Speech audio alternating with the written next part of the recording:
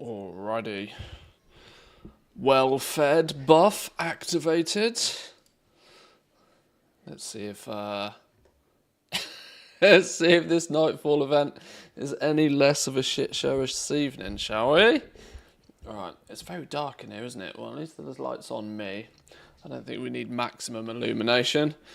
Right, first things first, I've just realised it's 15 minutes past the hour, so I've missed the most recent event. It might be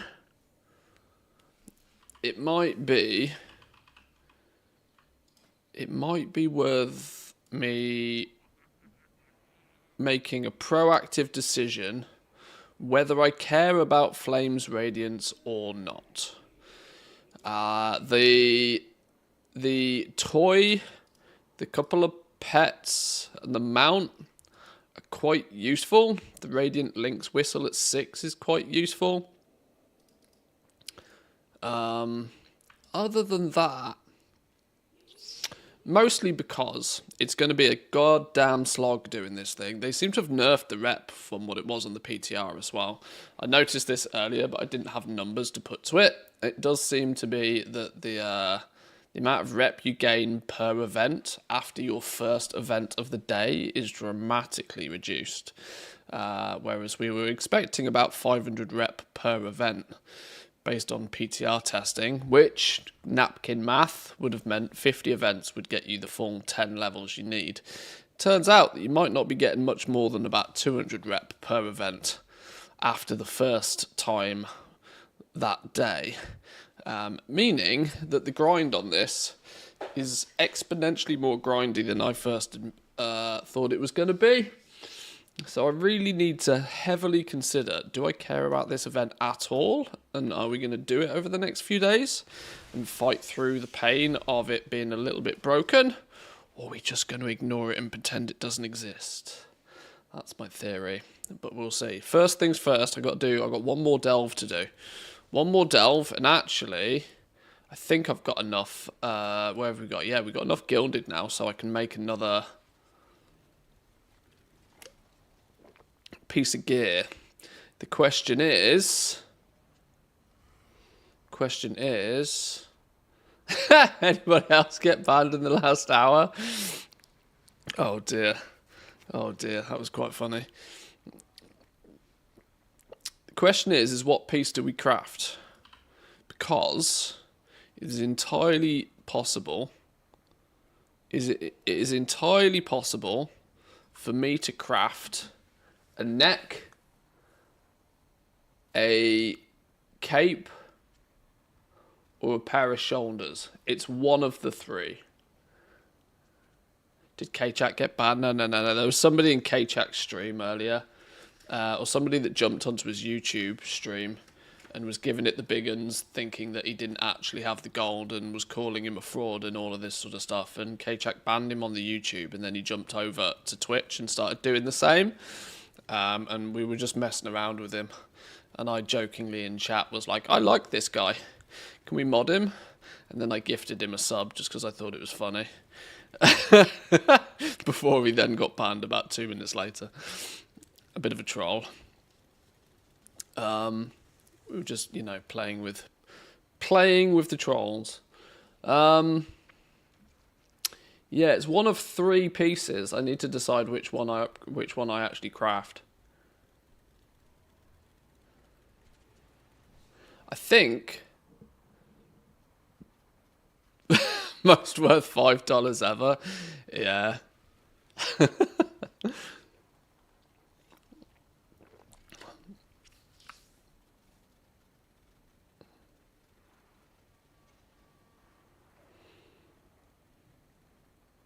Yeah, the reason it's one of these 3 is because these pieces are both champion pieces.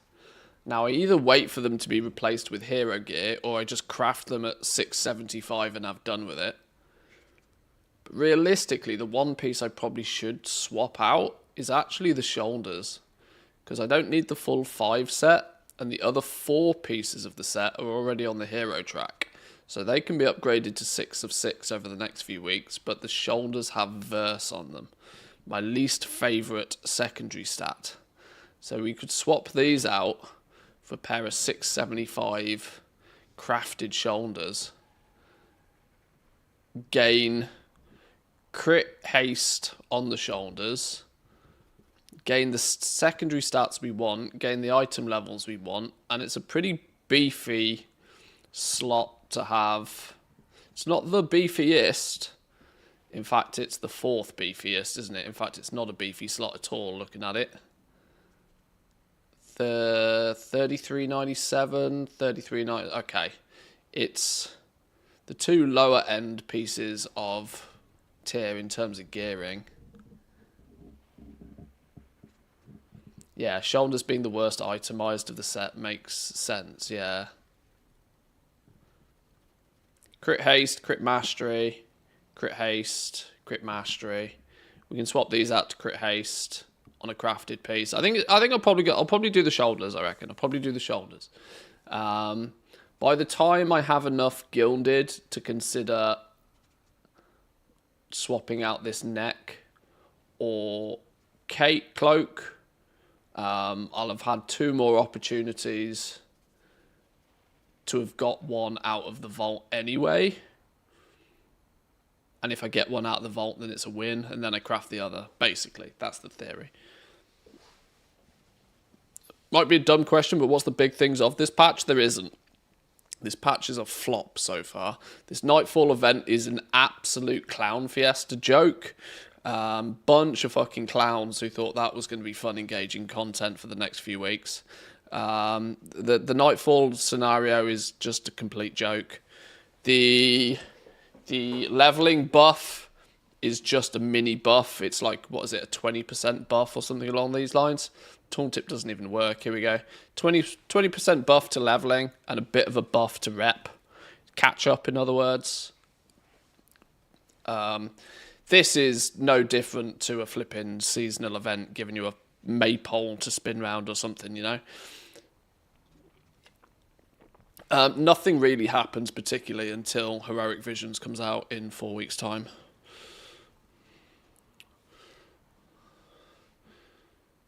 If they'd released Heroic Visions today, everybody probably wouldn't be so laser focused on the fact this Nightfall scenario is dog shit. But you know, I'm pretty much gonna ignore it if I'm honest at this point. After playing it a little bit earlier today, realizing the quests are actually nothing but fill the bar quests and multiple of them. Nah, you're right. You're right. You're all right. We'll get back to doing what we do, and that's make a shitload of gold by farming Mechanicas.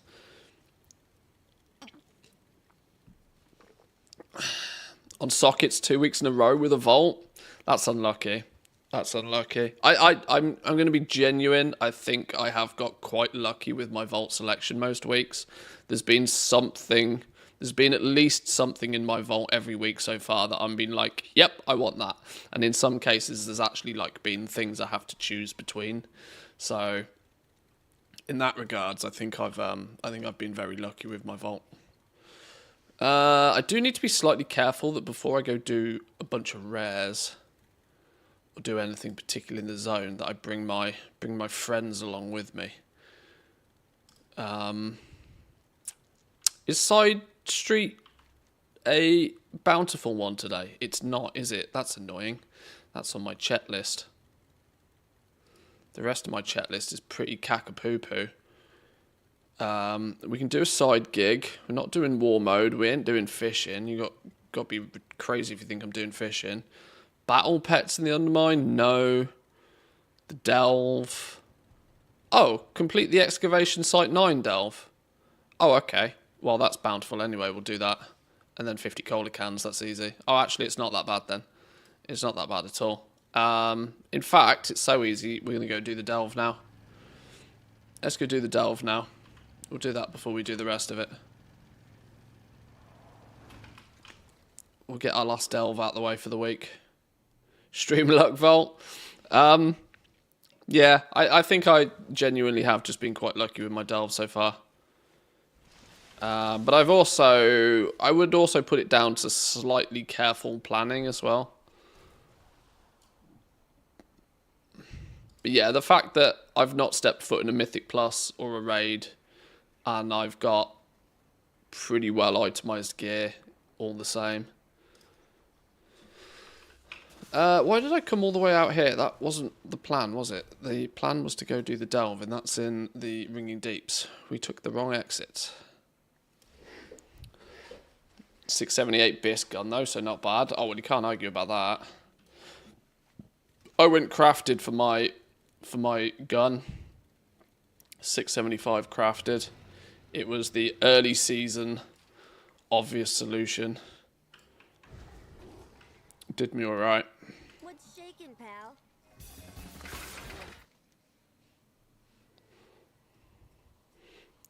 Let me load up the other accounts in the background while we do this, because we'll need them momentarily.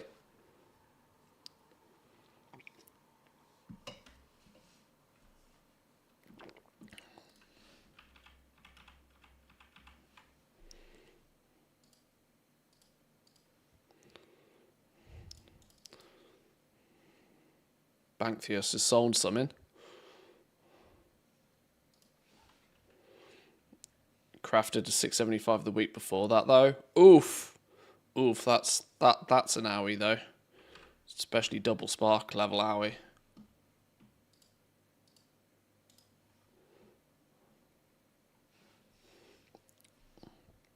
We might not do too much rare farming this evening.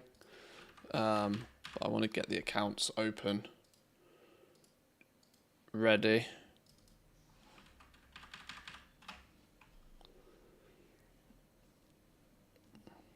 I'm going to be brutally honest.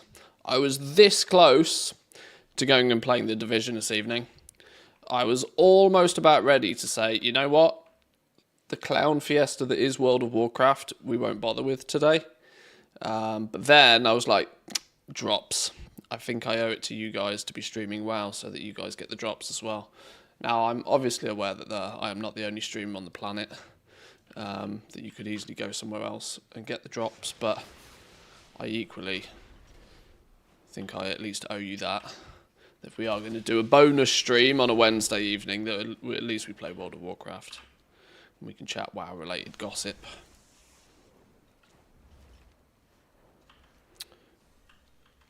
I don't technically need to do this on an 11 even. But I'm wondering if I do, just for brand experience. Brand experience and crest-related reasons. We don't get any more gilded crests from this, but we're 12... Is that 12 runed undermined crests away from cap? I'm going to be doing more... I'll probably do 4 8s tomorrow anyway. So, it doesn't really matter if I do this on an 11 or not, does it? Other than brand experience and content. Brand experience and content? Let's do it for the content. Why the hell not? What level is my brand these days? Hang on, let me get rid of this weak aura real quick. Oh, does this one... This needs to not show check easy tracker. Custom options. Is there a load when in zone?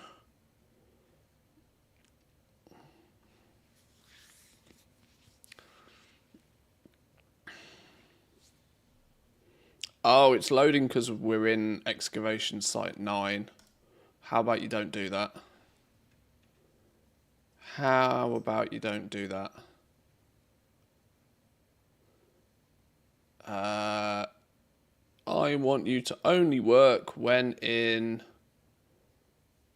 the undermine. What's the undermine zone ID? Zone name.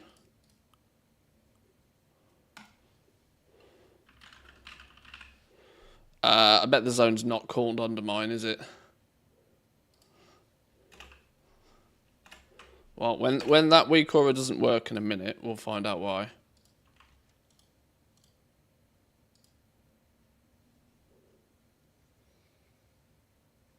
It is just called Undermine up here. Let's assume it's just called Undermine there. It means it should go away now. Yeah, there we go. We gone. Right, let's hope this one's not 2k. Ooh, I do that every time. I didn't mean to click the rope. Hang on, if we're playing on this for a minute, give me some quality on this one. How would I rate 11.15 so far? Absolute clown fiesta. Absolute shit show of a patch. Honestly. Absolute Jokersaurus. Now, I know I'm overly cynical on these sorts of stuff, so but you guys probably know that by now. But yeah, it's a bit of a meme, isn't it, at this point? It's a bit of a meme, this patch.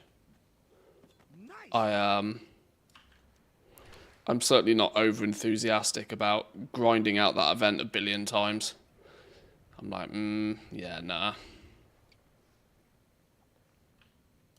I know being a content creator and being a bit of a spokesperson for the game and being a WoW partner and all of that sort of stuff should really push me into being slightly more positive about it. But at the same time, I also kind of pride myself on not bullshitting you lot. It's kind of, and this patch is a bit of a meme so far. So far, nothing particularly works, even though there's been a PTR for God knows how long. The Nightfall event, I'm actually really glad I didn't spend any time testing it in great detail on the PTR, because it's, well, to be fair, I'd have probably found out it was a joke even before that. I knew it was going to be one of these kind of like on the hour, do a mini thing, whatever. But it also looks to me like they've sneaky underhandedly adjusted the rep values when the game has gone live from what they were on the PTR as well.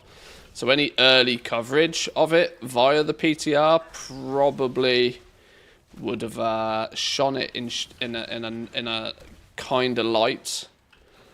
I had looked at it and I'd done napkin maths and figured out that you should get about 500 rep per event, which of course can be done hourly. Turns out that's not really the case. Now, unless you are multi-boxing this event, you are not going to get anywhere near that value.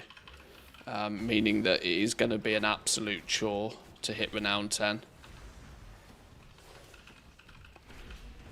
Or you're going to have to utilise large quantities of ults and spend your entire day filling the bar on daily quests with your ults.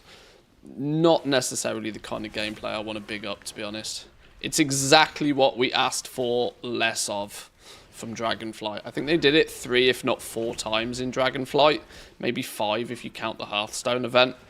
And people were absolutely done with these on the hour, every hour, spam fiesta, lag fests kind of events. And so the only way I can really go forth and say I am really done with these is to just not do it. It's going to annoy me because it's going to be a rep that's going to sit there, and it's going to annoy me because I won't have the bar filled. But I think there's only one way to, you know, stand your ground in this scenario. Now, I might be a complete Nancy about it, and I might wake up tomorrow with a different decision and a different opinion, but I'm, we'll see. Yeah, end of expansion meta will require Renown 10. You bet your ass it will. If I don't do it, it will be on there. And if I do it, it won't be on there. That's literally... I might have good vault luck, but I have shit luck when it comes to stuff like that. That will be absolutely the case. Now you've said it as well. Now you've said it, it's destined to be true. Watch streak saved. Good evening. Yeah, sorry, I annoy people sometimes when I do these bonus streams because it catches people out. It's not intentional. Trust me, I do these bonus streams from a good place. One, there's Twitch drops at the moment, so I want to give people as much of an opportunity to get the drops. But secondly, it's not very, you know, I get a new crowd of people on a Wednesday evening, and if on a Wednesday evening I choose to go play something completely different, especially on patch day, I kind of feel as if I'm cheating the system at that point then.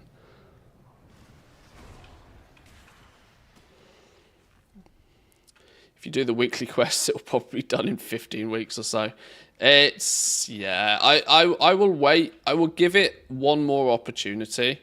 And the one more opportunity will be I will wait until Blizzard fix it so the damn thing actually works and we can get some proper understanding of what the event is meant to be and isn't meant to be. Because it's so busted and so broken at the moment that you can't really, like, if you get the rep or if you don't get the rep, were you meant to get the rep? Were you not meant to get the rep? You know, I know we did a little bit of testing earlier trying to get some alts over there, like low level 70s to see if they got rep. But God's honest truth is it's so busted right now that you can't really rely on any findings, to be honest.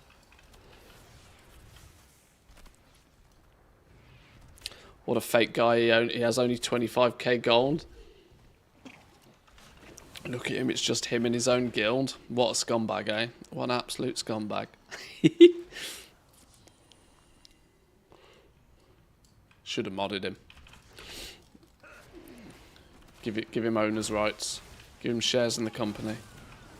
Clearly knows what he's talking about. Poor Q&A had some time off over Easter, so this is what they get. Yeah, they come back to this. Oh dear. Oh dear. I'm pretty convinced. Like, I saw Team NA just before I was going off to make some dinner for me and Mrs. Manthias. I spotted that I think Team NA went down for like a random maintenance. I'm pretty sure it's that they had to take all the servers offline to fix half the shards that were completely busted and just didn't work. Oh shit, I've pulled the whole world. This is an 11. I shouldn't have done that. I'm used to doing this on an 8 and not worrying about it. Right, I'm gonna go. Oh my god, oh my god. Pet died as well. This might be a whoopsie situation here.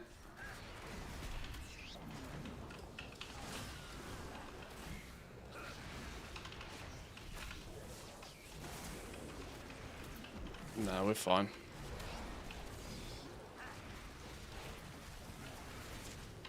I did have to pop lust to make sure I didn't die there. Famous last words, I'm still dying. Oh my god.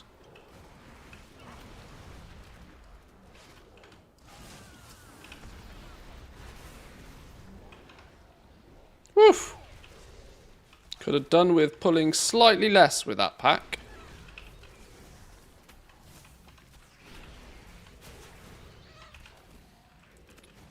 Oof. Please join me next week for when I will try to do that in a more organised fashion.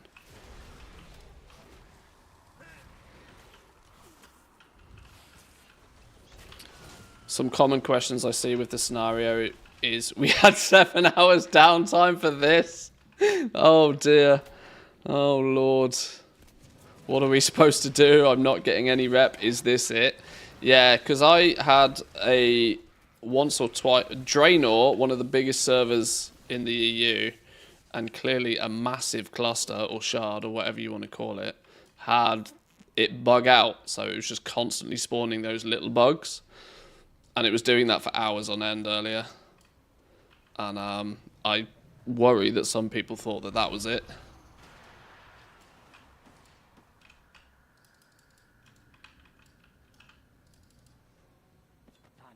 Cheeky little bonus stream. Yes, yes. Welcome in. Bonus streams will either be on a Wednesday night, usually, or there is often the occasional weekend stream. Weekend streams are almost slightly more planned than bonus Wednesday streams.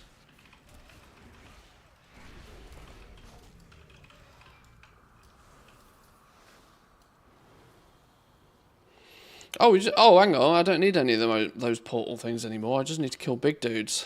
Although there is a treasure chest there, and there is a mislaid curiosity over there. So maybe I will steal both of those. Just because. Get Brand some bonus XP. Oh! Didn't have to kill anything. Genius. Do we need this pack for some reason? Probably.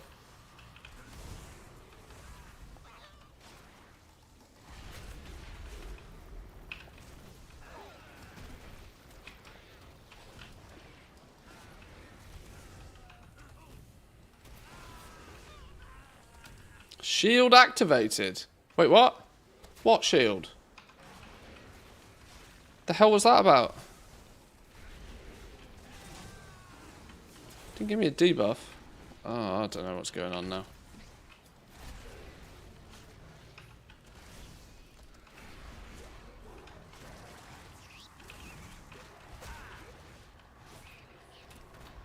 Okay, please hold. I have to pay some attention to what's going on here. Oh, we're going to be in the doo-doo. Where do these sods keep spawning from?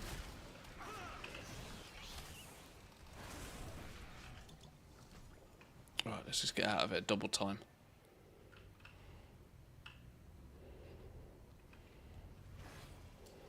Is this the big dude, the boss? I ain't got lust up for this. It's going to take a bit longer.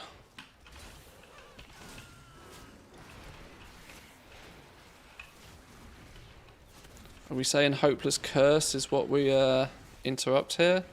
Doesn't he do a pursuit thing at some point? Let's give him some distance in case he starts charging at me.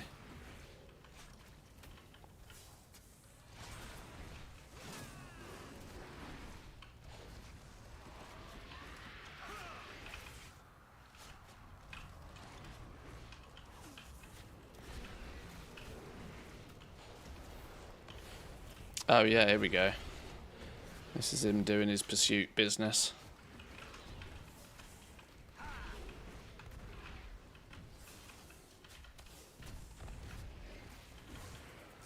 A lot of folks are pissed that you can't be an NPC out there either. If you don't do the objectives or tag the mobs, you don't get any progress. Healers aren't happy about it. Oh yeah, the personal... Yeah, because the bar thing at the top is personal, isn't it? Which is a subtle change to what we've seen before, where that's been a generalized server-wide bar. Yeah, healers are going to be... Healers are always pissed. Surely by this point, healers realise that you're not designed to be a healer in world content, really. Or just, you know, just tag things. But yeah, I get it.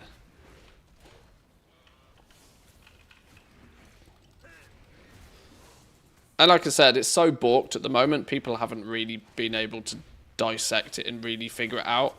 The only thing I have spotted and figured out is that they have definitely changed the rep numbers since the PTR, which feels hyper cheeky.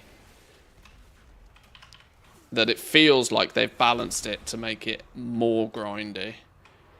I think that whether people had done the napkin maths and were like, okay, we can do this in a couple of days if we just farm it out. And Blizzard's caught wind of that and have been like, no. If you're going to grind it, it's going to be a grind. Brand level 71. Getting there. Moving up in the world.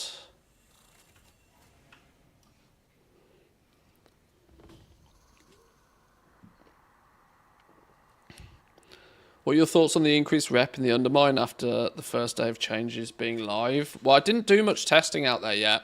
All I've figured out is that the Dark Fuse boxes still only give you 500 reps, so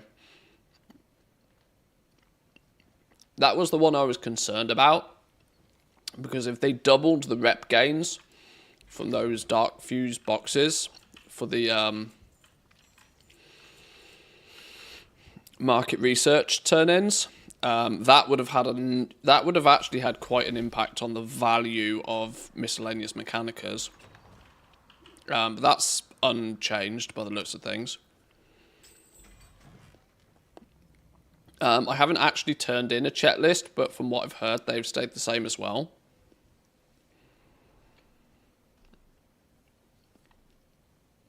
So realistically, all it actually is a slight bump for people to be able to get to Exalted with the sub-factions a touch faster than expected. Which I don't think will have really much of a noticeable effect on anybody. A lot of people had already decided which one they were going for and had just done that one and probably have no real incentive to do it 3 times more. Even with them doubling like the weekly gains.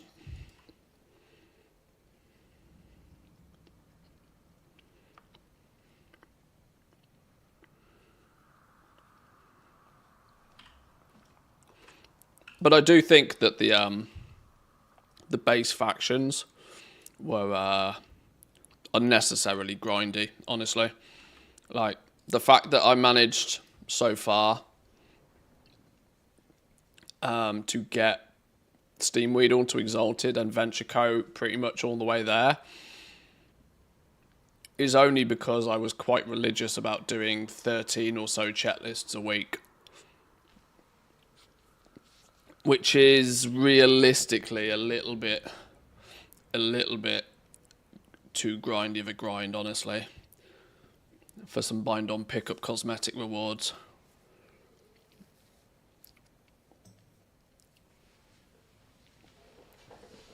I'm actually impressed that the rep increase doesn't enable or promote more degenerate grinding or farming of Mechanica.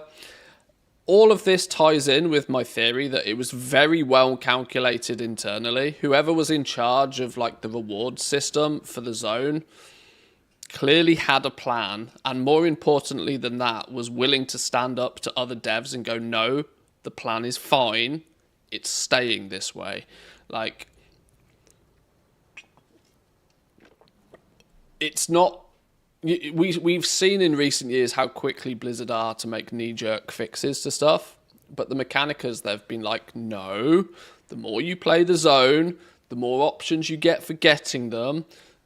If you continuously play, you will get a higher flow of Mechanicas just by proxy of doing the same thing over a period of time, and at the end of the day, they're all on the auction house. That's your alternative option for people if they want the pets and the mounts and don't want to do the grind. It seems very calculated. You know, when it comes to drop rates on certain rares, incentivizing a slightly higher drop rate on the weekly stuff, but then having some of the very easy to kill default basic rares having a very low drop rate because you're going to hit them easily and quickly every day, directly rewarding more effort. I think it was, you know, quite carefully calculated, and is hence why I think they're reluctant to change it just with a knee-jerk fix to please a handful of people. And like I said, the big one is that, well, they'll be on the auction house if you want them. You know, that's your alternative. That players who think that the Mechanica grind is too grindy would have had far more of an argument if all of the rewards were bind-on pickup. But since all the pets and the mounts are on the auction house, nothing's stopping you farming the gold instead if you think the Mechanica grind is too much like hard work. We've had 1% drop rate mounts in the game for basically 20 years at this point, where you could play a single character and you get one chance at a 1% drop chance once a week. There are significantly grindier grinds out there. Mechanica, I feel, for the most part, is people just want the stuff for free. And they think that if they play the patch for a week, they should have everything. Blizzard seem to be standing their ground a little bit on this one. Which is good. Because it makes the economy spin. Those who are willing to farm them will spend more time in the zone farming them. Those people will then be able to decide, do they want to keep them for themselves, or would they rather trade them off on the auction house to people who don't have the same amount of time?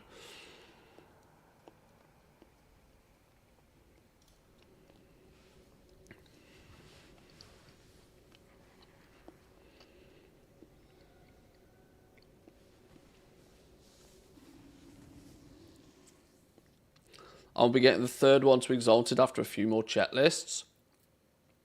It's entirely possible by this point. I know a couple of people that have got them all done already. But it's you need to have had a serious amount of 80s and a serious amount of dedication to have done that. Which one patch into a brand new expansion isn't necessarily always the case. You got to remember, most players don't have more than like 2 or 3 level 80s. especially this early in an expansion where players will pretty aggressively play the game on one character and then maybe an alt or maybe two. The mass alt leveling is usually a later in the expansion thing.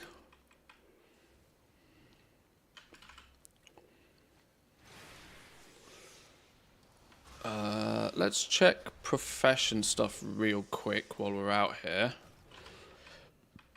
And then we can head to the Undermine and do some of the actual Undermine weekly stuff. Ancestors watch over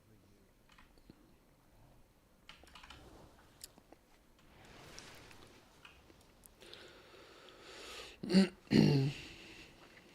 Next week I'll get the last one, then focus on Paragons till you've got the mounts. I think this is probably the only reason why they've bumped the rep on those sub-cartels a little bit is due to the Paragon boxes and the argument there that people are going to want to continuously grind those. If there was no mounts in the Paragon boxes, they might not have bothered. But because they probably do understand that there are players that will want to choose not just one of them, but choose all four of them for the mounts. And by proxy of the fact that they're kind of capped to you only being able to progress on one each week. Even when you get them all to Exalted, you can still only at best get one Paragon mount a week. So there's a little bit of unnecessary time getting there. I think by the time you get them Exalted, you should be able to continuously, it should unlock them as a permanent faction when you hit Exalted. That would mean that once you've done one, you can move on to the next one, but still be working on the Paragon boxes for the first one, sort of thing. But that would require Blizzard to do something clever.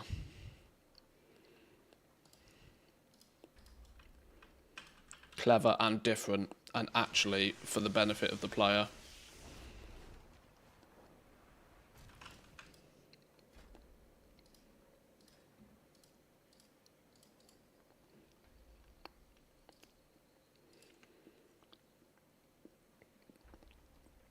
Where's all my work orders? How can it be reset there and I only have 4 work orders? Like, full stop. Where's all my patron orders?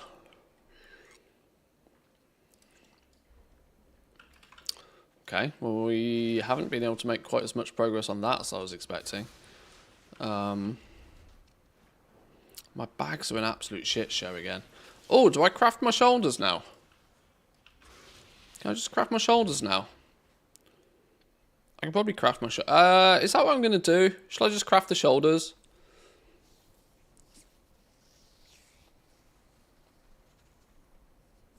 It's not strictly... Well, because the actual best upgrade...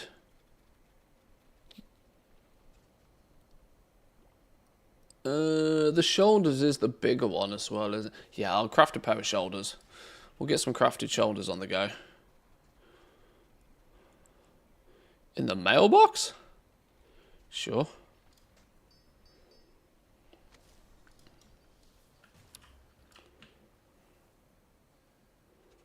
More BOEs in the mailbox?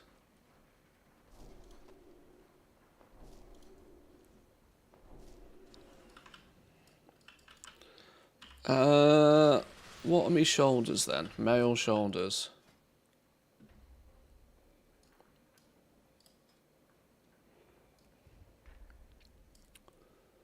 Epaulets, they're shoulders, right? Glyph etched epaulets.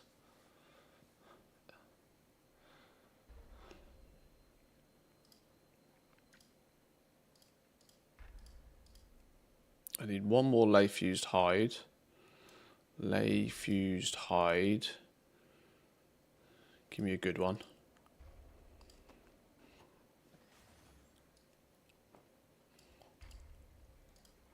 So we've got 3 of those. I need some gloom chitin at Q3. I mean, I don't really, do I? I'm gonna, alright, sure. I'm gonna use Q3 mats all the same. Just so then if we need to recraft it in the future, it's got the best mats. used.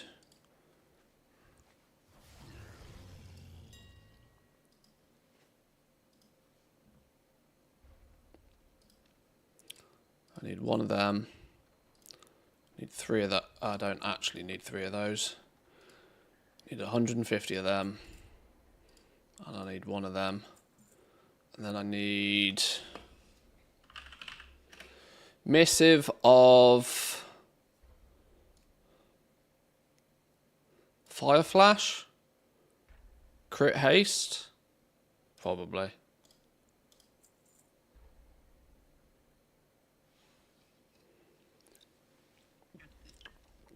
Do we have shoulder enchants these days? I don't think we do we? If we do, I haven't used them.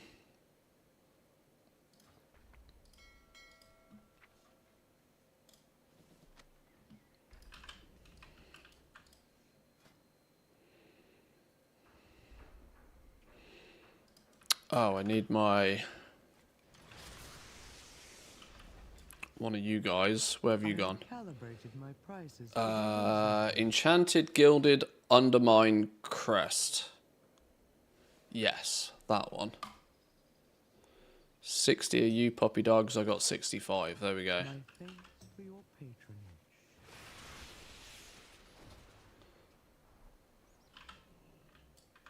How may I aid you? Oh, that was just the jewel crafting one.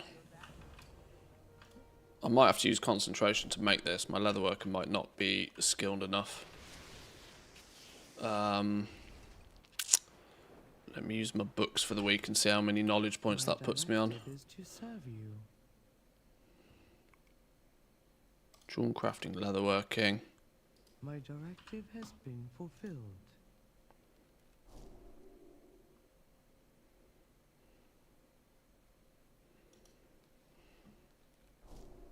I have an extended supply of goods for Outlanders. My war bank's full. I need to fix this situation. It means I've got some weird and wacky shit in here I don't need. I'm not buying the last flipping tab. I refuse.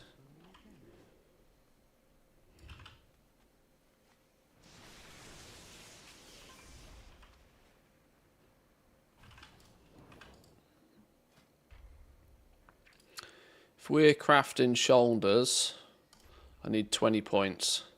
I don't have 20 points. I have 11 points. What does that get me?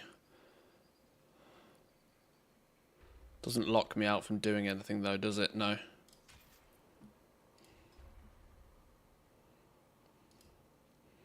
Right, have a spark. Have some of you. Have some of you. Have one of you. Have one of you. No embellishment, because we've already used our embellishments.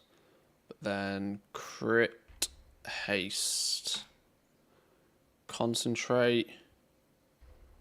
Is that right? That looks right, doesn't it? That looks right. That's going to take me up nearly 600 additional agility. Shitload more crit. Bit more, slightly less haste. But that's a positive trade-off. Yep. Press the button. First time craft bonus.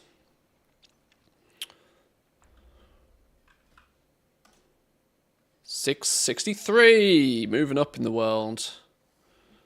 Moving up in the world. Check out them golden shoulders. My mog's kind of falling apart a little bit here.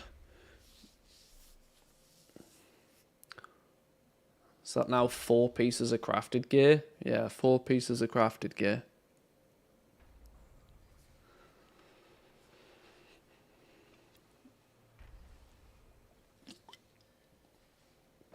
Oh, the Mechanica mounts, I think, are massively underpriced at the moment. With everything I know about these Mechanicas, I cannot possibly believe that your average player would value them at any less than about 50k gold apiece.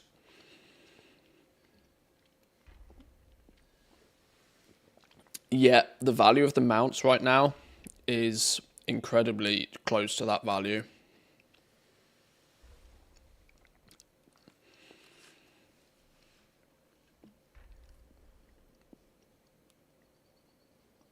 Two minutes. Should we give it one more go, shall we? Should we give it one more go this evening? See if it's cooked or not.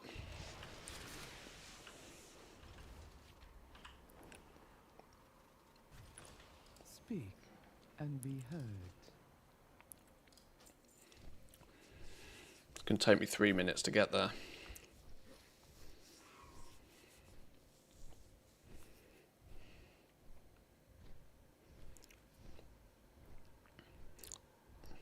I will hold until the stock reduces a bit in the coming months. I'm not so convinced that the stock will, like, disappear on them. But what I do know categorically is the stock that exists will move more into the hands of goblins. They'll move more into the hands of people that know what they're doing when it comes to selling this sort of stuff. As of right now, it is entirely possible for average Joe to just play the zone a lot, roughly figure out, you know, what's going on in the zone,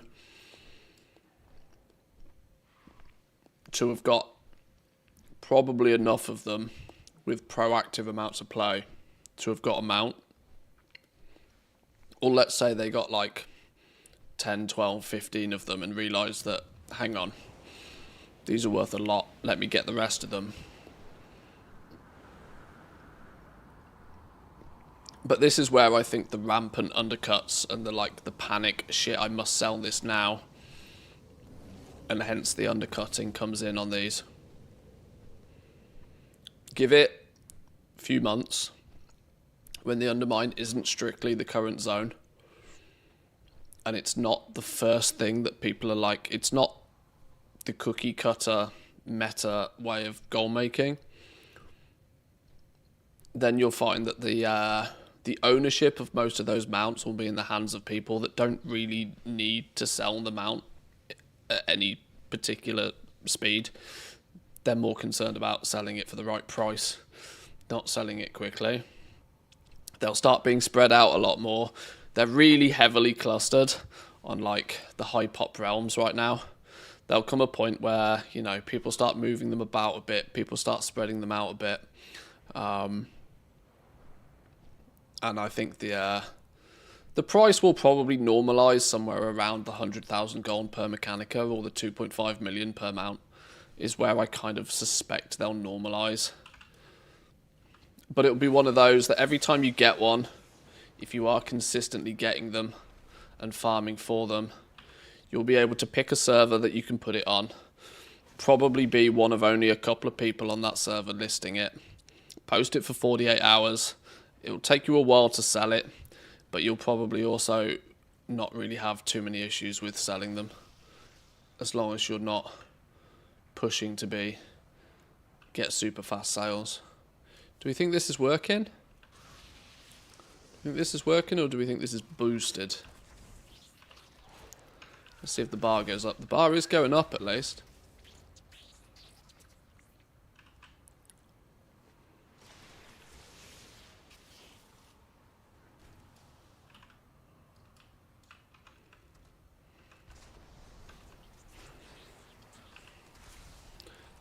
I have no next reward bar though. So that's vanished.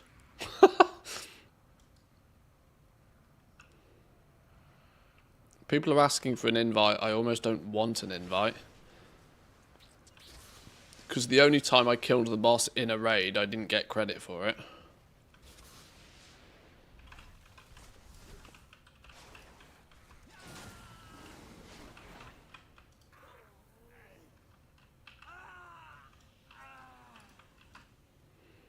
It's not a complete lag fiesta, at least not yet anyway. I was kind of concerned that this evening this was going to get like hella broken.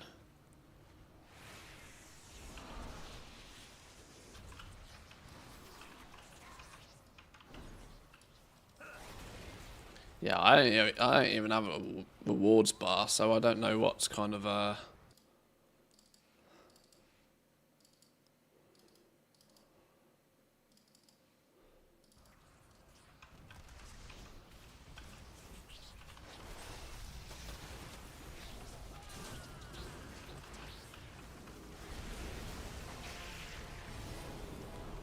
Wait, why did I get 3 things added to my collection all of a sudden? Darkcaster's Sandals, Curseblade Waders, and Shadow Walker's Striders? Oh, my alts have logged on. That would be why. Does that mean they got stuff in the mailbox? Does that mean it wasn't ATT didn't track it all earlier? I don't know. I don't know anything anymore. Once upon a time, I thought I knew things, how this game worked.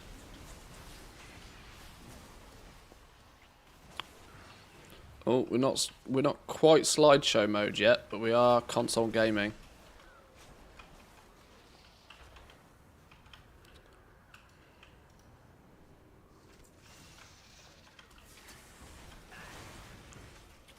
And the bar is questionably not really going up. Still can't even log in. Character not found. Oh, that's another bug. That's not a nice one either.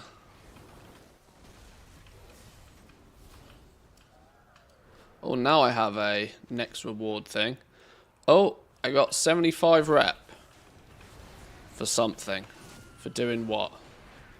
75 rep for something.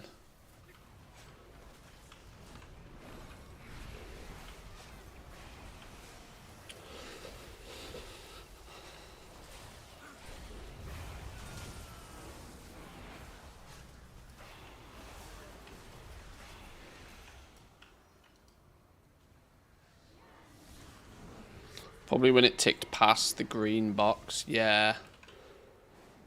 Has anybody got the epic box yet? I don't have a bar, so can't even track it for some reason.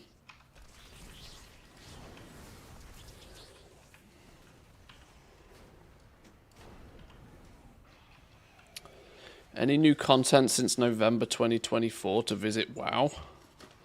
Well, the Undermine's pretty fun.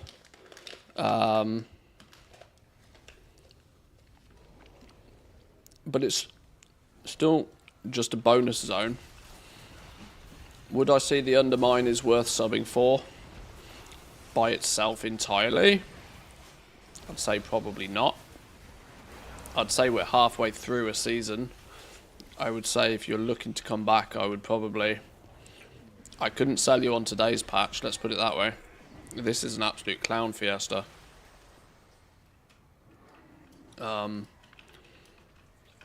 Since we're already halfway through a season, I'd keep yourself busy and then consider what happens in 11-2, is my honest answer.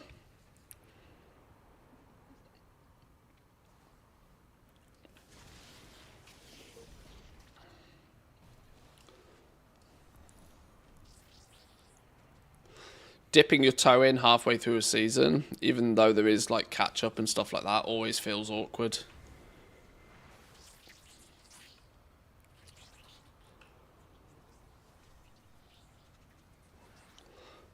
I would say whatever's been keeping you busy since November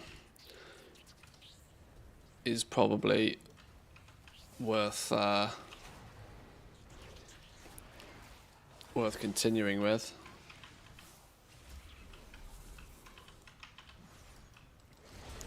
If you played in BFA, Heroic Visions are coming back in about 4 weeks' time. If you played towards the end of BFA, that was a fun little game mode. But of course, that's a very personal preference thing. If that interests you, it interests you. If not, it doesn't. Bit of a night stream. Yeah. Bonus Wednesday night stream.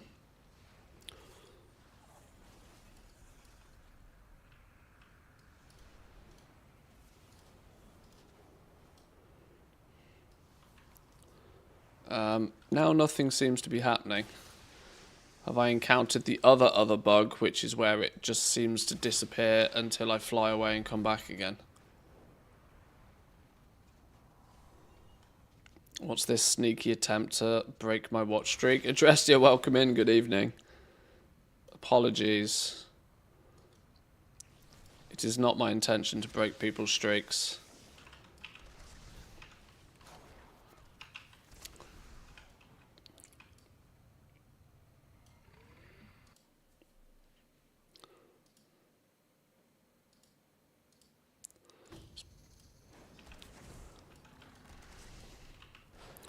Fall back to the rally point.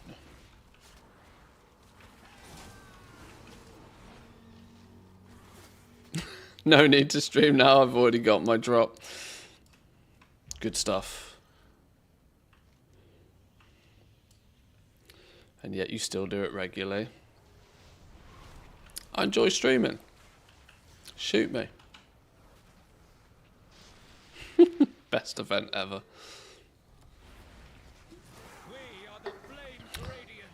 Well, I've had 75 reps so far.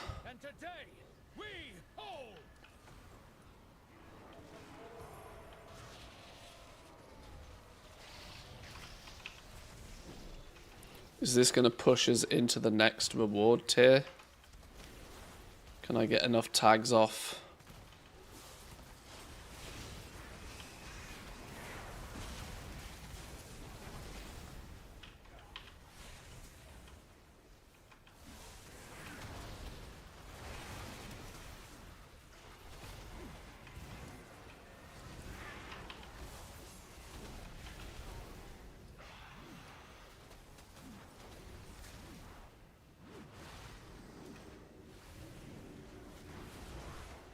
Got the epic chest, 100 rep. So is that 175 in total then? Oh, you actually got the epic chest. What did you get for getting the blue chest? I got 75 rep for getting the green chest. I've still not been able to get the blue one. Never mind get the epic one.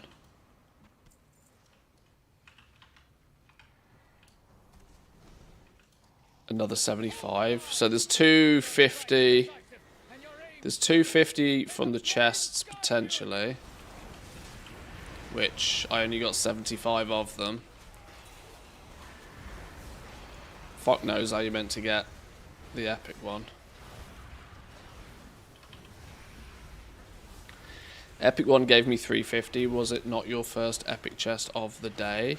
Nah, Kahani's probably been at this all day. He's probably renowned 9 by now. Plus he gets mage prio.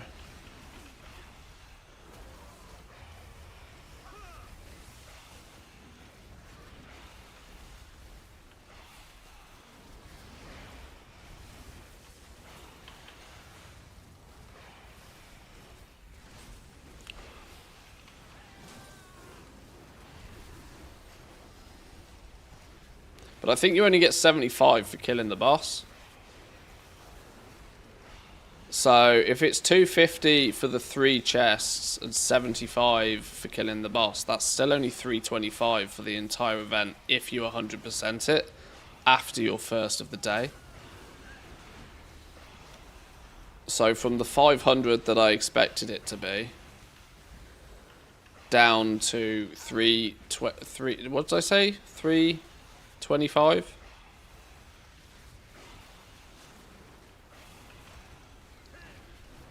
That's warband increased by 100 this time. And it increased by 75. Alright, it increased by 75 because I got the blue chest, and it increased by 100 when I gained the champion chest. Oh, so it's 250. You don't get shit for killing the actual boss. The boss just helps you with the boxes. Wow, it's 250 an event. Wow, okay. You don't even get anything for taking the boss down. It's just the boss is worth a shitload of credit for you.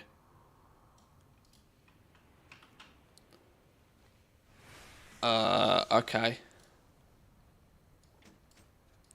250 per event.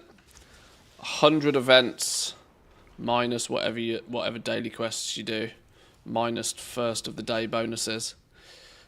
It could still easily take you 50 individual events over the course of a few days.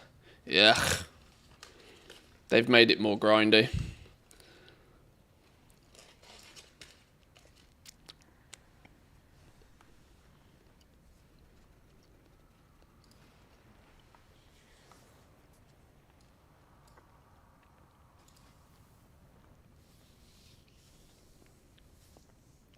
Oh, 90 because you start at 1. Yeah, I suppose. Even still. Hello from somewhere between Helsinki and Stockholm. Chalida, welcome in. Good evening. I was wondering whether I needed to hunt you down and poke you just to try and help save your streak.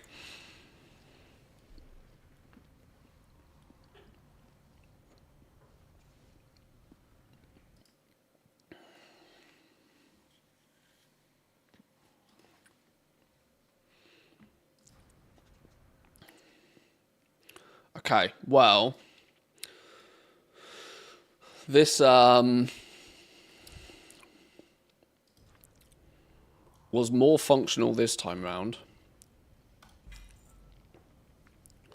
No rep from the boxes. Bit of gold, bit of resonance crystals. Few crests, few crystals, bit of gold.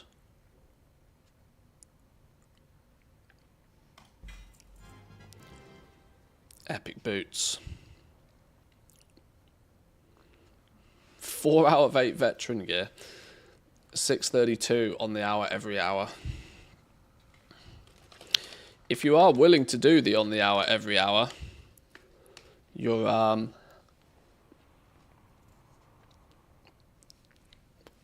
get plenty of catch-up gear. Let me tell you that.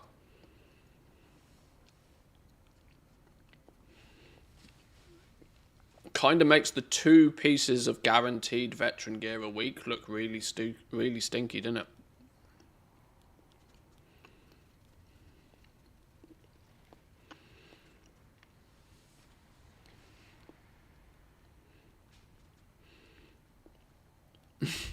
I remember thinking the Siren Isle was a lazy patch with barely anything in it.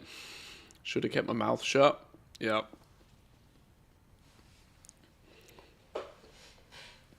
I mean, it was always going to be, wasn't it, this event? It was always going to be.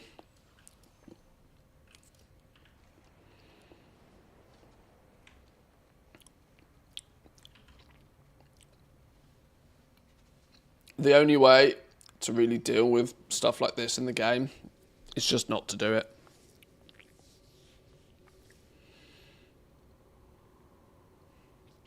But if people don't do it, they'll find some way to incentivize you to do it, like slamming it in the meta at the end of the expansion or something, you know.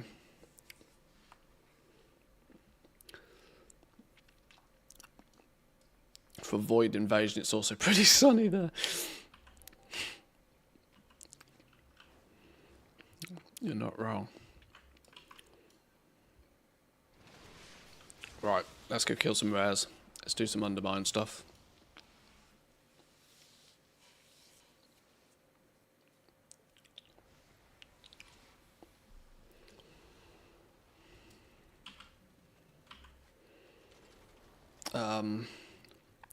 My bags are absolute chaos. Absolute chaos. Way too much gear in my bags.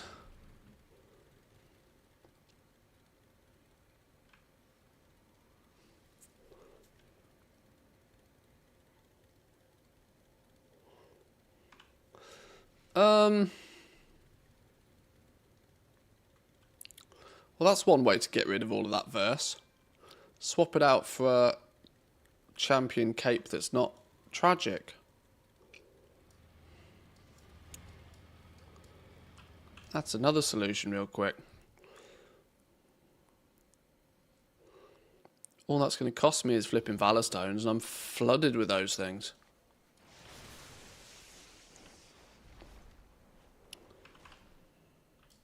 How fare you? If we put this in here, whack that up to there, bish bash bosh.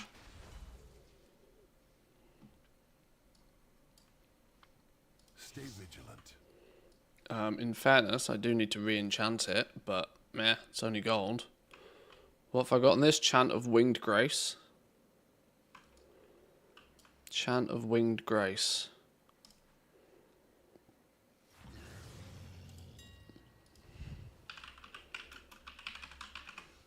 Oh, no, not Winged Grave. Ominous. One of you.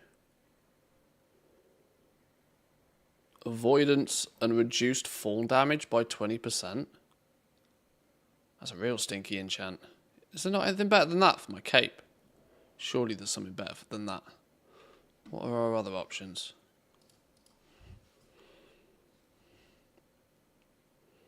I mean, avoidance is at least something, but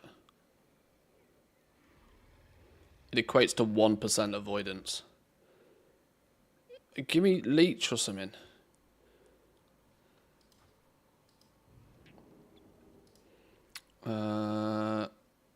Where's enchants? Item enhancements. Cloak.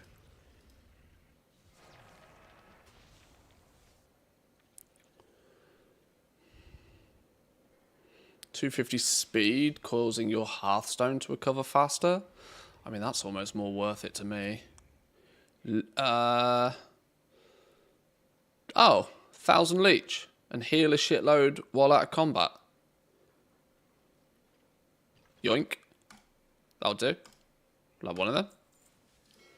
Better enchant.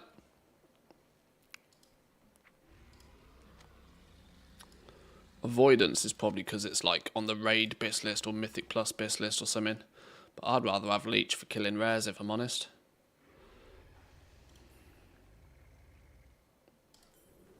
Oh god, what were the other ones? I don't know. It's too late now. We've done it. Right, there we go. Ha! Zygor claims it's a downgrade. Screw you, Zygor, I know better.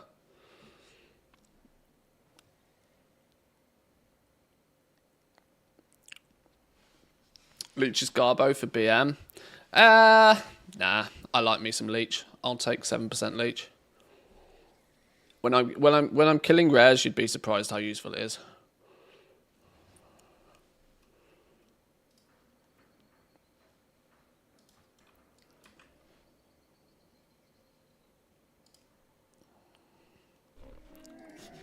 I have many, many wares.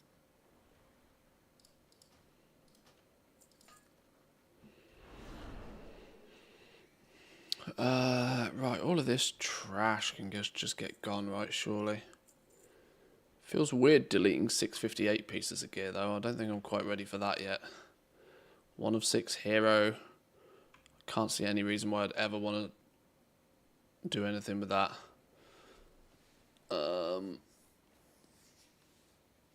I wonder if saving some of this for catalyst usage for, I don't know, just get rid of it.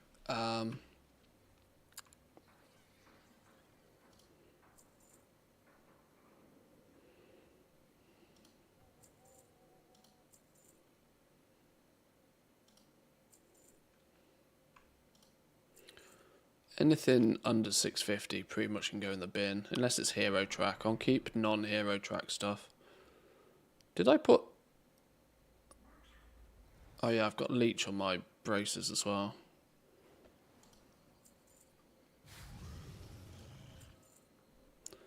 Warbound. Just sell those. Veteran 8 out of 8. They can go in the bin. Champion 4 out of 8 tier set. Is there any reason to keep those knocking about when I've got hero versions of them? Not really, right?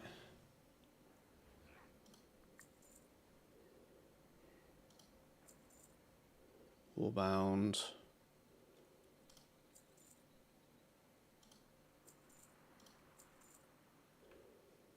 658 champion legs.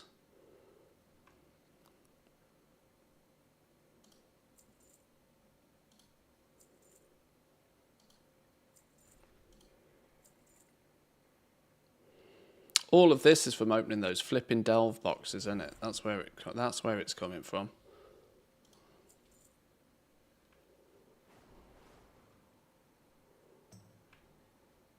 Do I want a second one of those? Not really. How have I managed to get that twice? Crit Verse, that's the one we swapped out. 639 ring, don't need that anymore. Why does it claim that's an upgrade? Zygor, you don't know what you're talking about.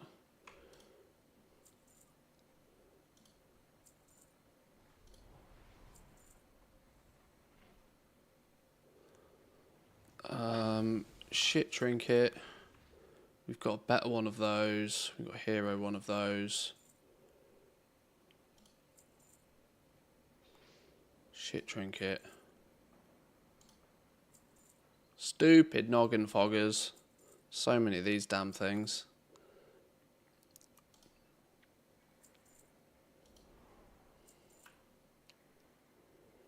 Veteran warband until equipped.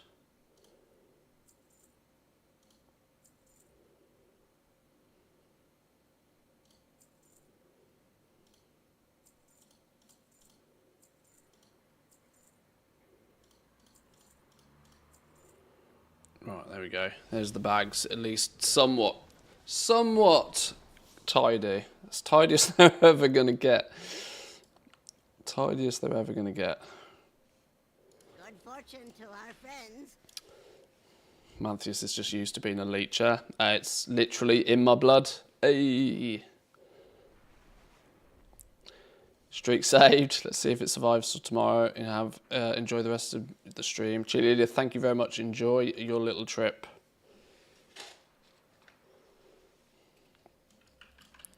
Right, let's get into the new zone properly now.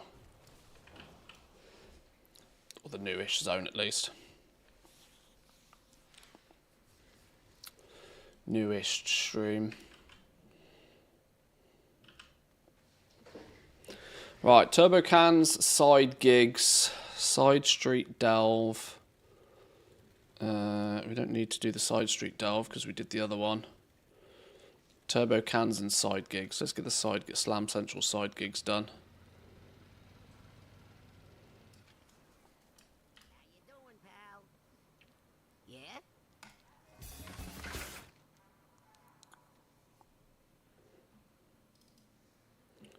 Let's keep these guys half alive.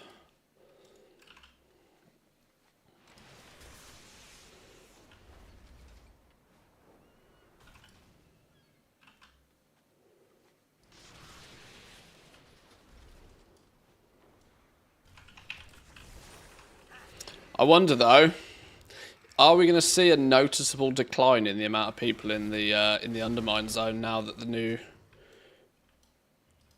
new content's out? Or are people going to take one look at it and think this is dog doo-doo and go back to, you know, work as usual? Just like I have, I suppose.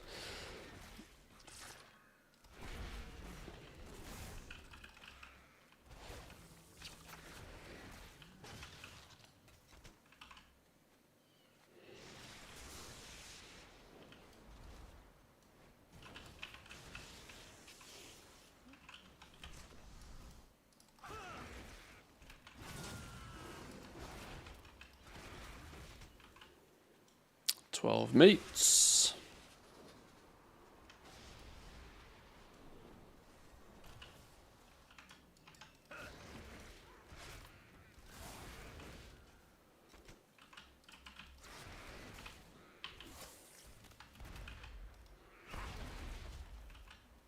$14.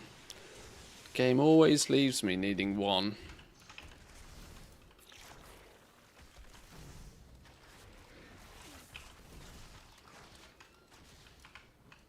So it's these side quests that are meant to give us like double rep now.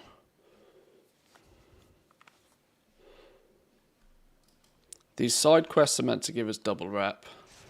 The big weekly 3 in the hotel are meant to give us double rep as well.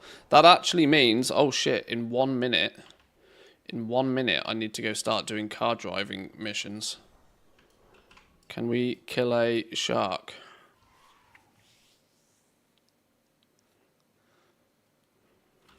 Maybe we come back to this. I need to get the urge to surge for the week. Otherwise I'm waiting an hour on that. Come back, do these in a minute.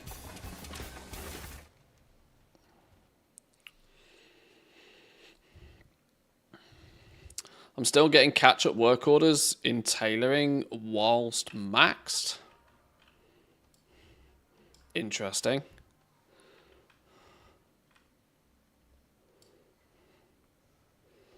Maybe the catch-up system doesn't actually take into consideration the fact that maybe it just like goes to 1,000 or something.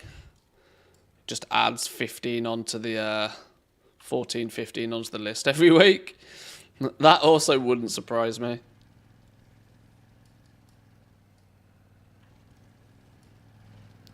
Do I have the car driving quest? Urge to surge. Apparently so. Should it not have started by now?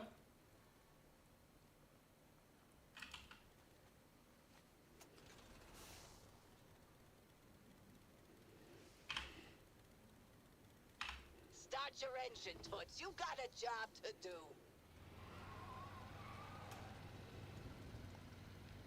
Daisy's got stuck.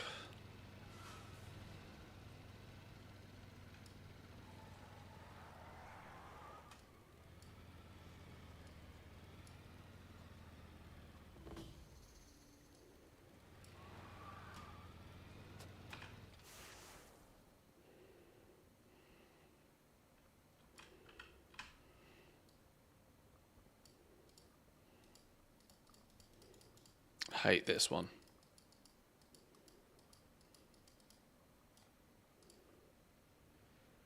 Yo, there we go. You did the job and you did Right, 9 more.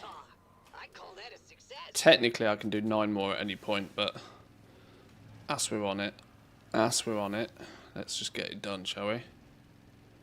What's this one? Arrive at the marina. Is this the dog quest? You get a dog, and you get a dog. Could use a few here to shut it down. You in? Socially expected tip chest. You make sure I got my cut of your tip, right? Cap 2 weeks ago, still have a bunch of crafting orders that were rewarding knowledge points. Is it actually the glimmers that you're getting though? It's not the flickers, because the flickers are the normal ones.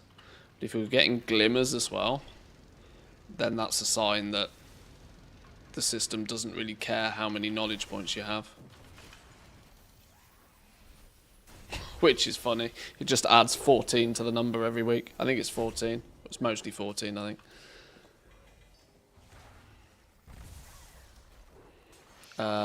That was still only 20 rep for killing the rare, by the way. Isn't that meant to have been doubled? Rep from rares. Oh no, because that's the main rep. It's not the sub-faction. Oh, too many rules and regulations. I give up.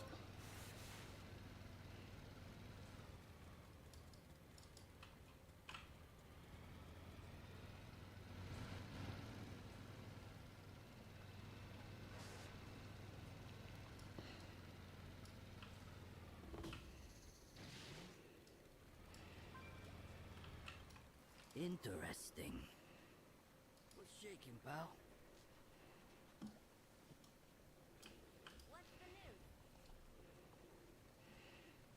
Yeah, I mean, the artisan security from them is still worth.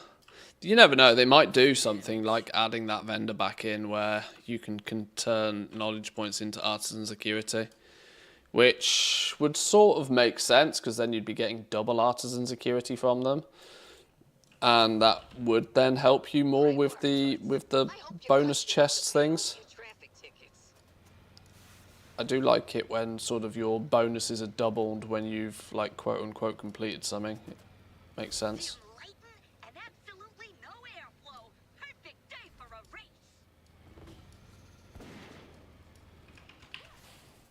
Pretty world-wise, ain't ya? I got a mook inspector that could use the help of someone with brains. Go talk to him?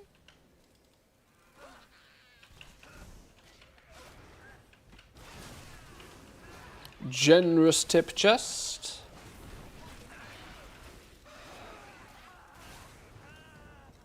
Record time, sweetie. I'm moving you to the top of my Rolodex. I'll do all the rares once I've got my slaves following me. I won't worry about the rares just now. I'll give the rares some dedicated focus once we've done all of the other bits and pieces.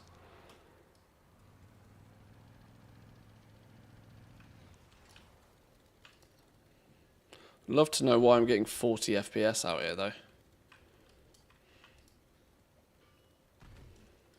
Living in the world of console gaming again.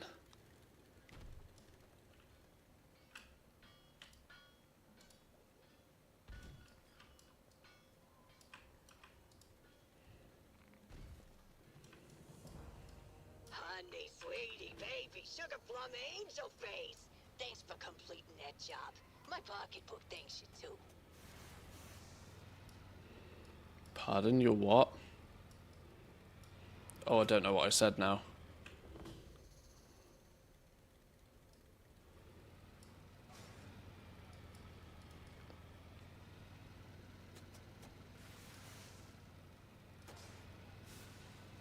Got a work order for scum cleanup if you want the gig. Just be warned, the scum will fight back.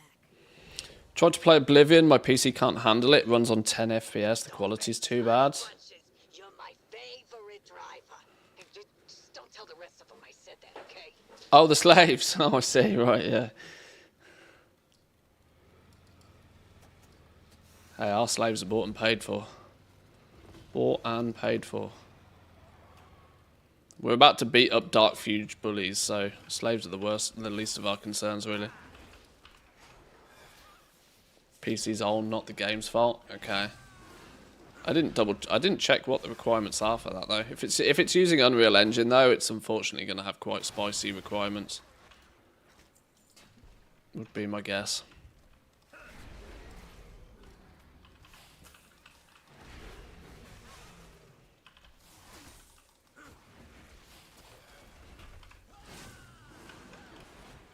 You do the work, I don't break a nail. It is a good point. I don't know what these are running at. The background clients are running at 20.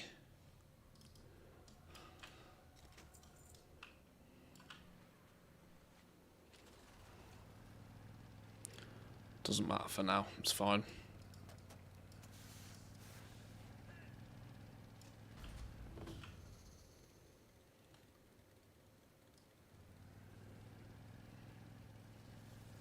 Still haven't picked up 50 turbo cans though. I thought doing this I'd get those easy business. Only 40 seconds on this. Let's whack away at this for a while. Give everybody a multi-pack, let's go.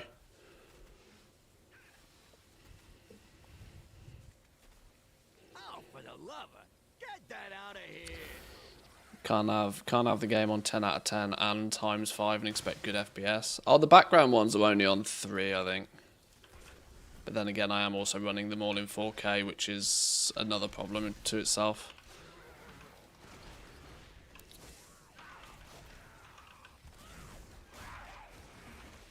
Or in total, they're running at 4K, I should say. All right, nothing good left in this file. On to the next one. I like the voice actor announcing the jobs. Honey, sweetie, baby, sugar plum, angel face. Real, reminds me of the Joey Tribbiani's, what do you call her? Agent in Friends. Nice job. Now get back to work, Toots. And not Phoebe Buffay.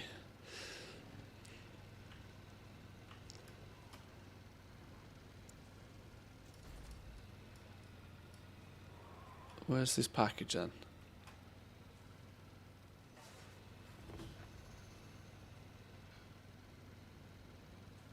Estelle, that's the one, yeah. That's the one.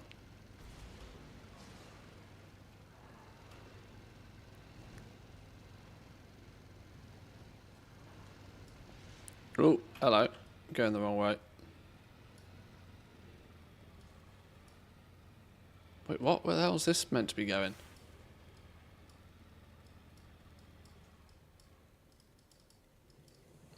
Nine out of 10. Power washed belt of the Harmonious. And a Mog appearance.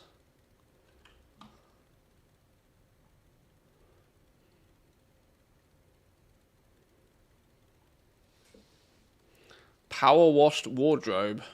Undermine outdoor activities.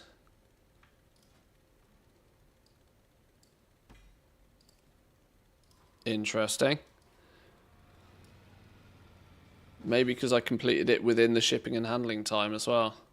I've not had many of those, you know.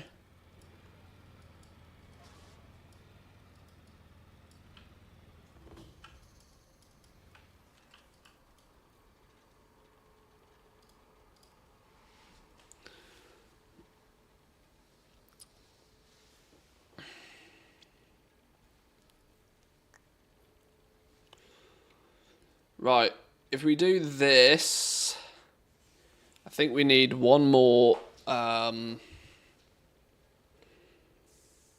scrap pile, and then I actually think, from a weekly's perspective, we've done most stuff then.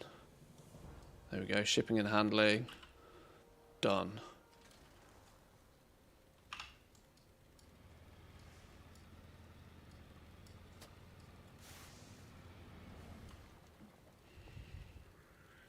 Yeah, one more scrap.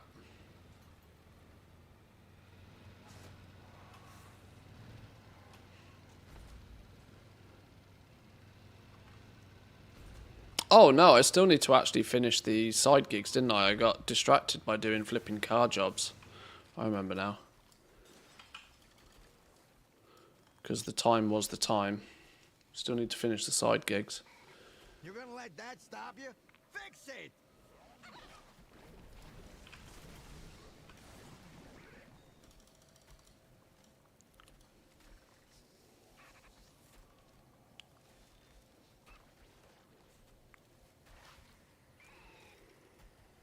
Yeah, it happens sometimes.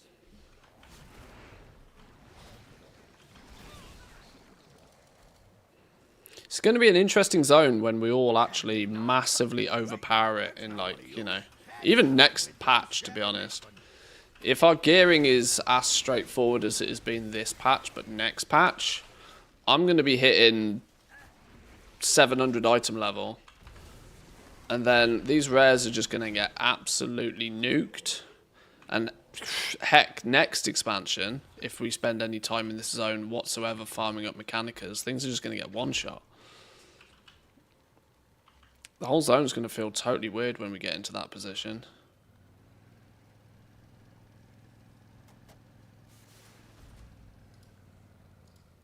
One more for me checklist.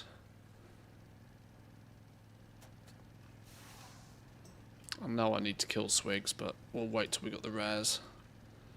Wait till we get the rare team on the go. Let's finish these quickly. Welcome to the best place ever.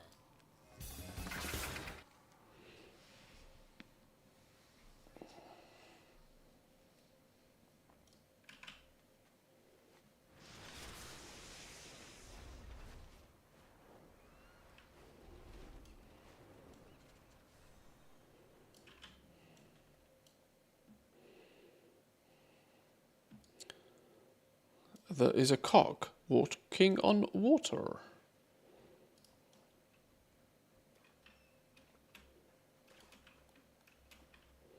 That is one wet cock. Or not, as the case may be.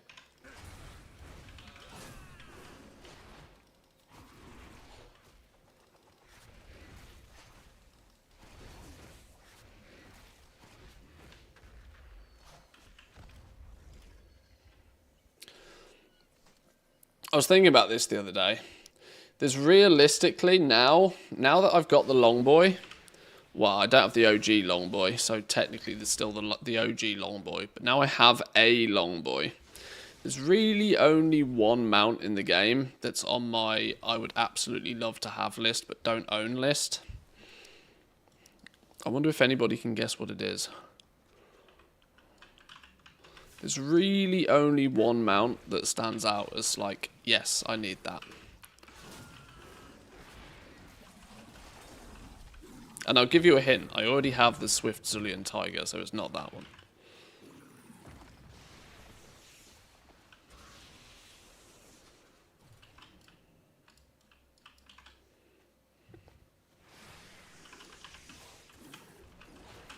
Grizzly Hills Pack Rat. It's a good call.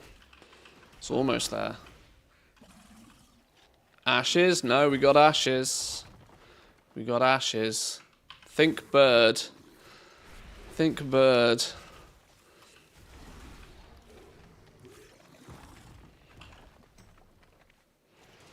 Think about my childish humour.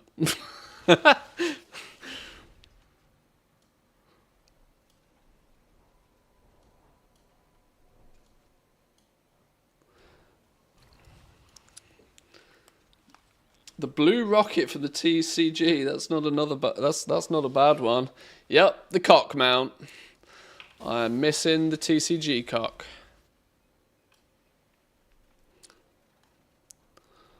The magic rooster. I don't even know how I'd go about getting one of those these days, to be honest. That's probably a WoW market thing, and it's probably a bajillion gold. It's probably in the land of unobtainium. Probably even more so than the Longboy, to be honest.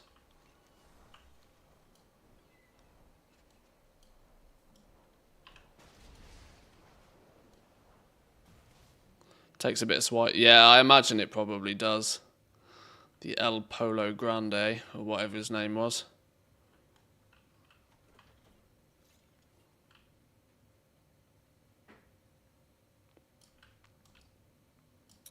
There's nothing to kill out here.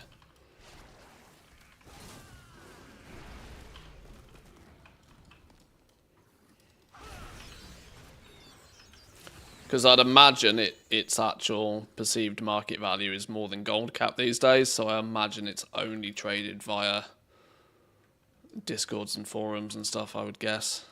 Unless you just buy the actual trading card and redeem the code, which always feels a little bit sus these days, considering how long those cards have been out of production for. Buying one of those off eBay feels hella sus.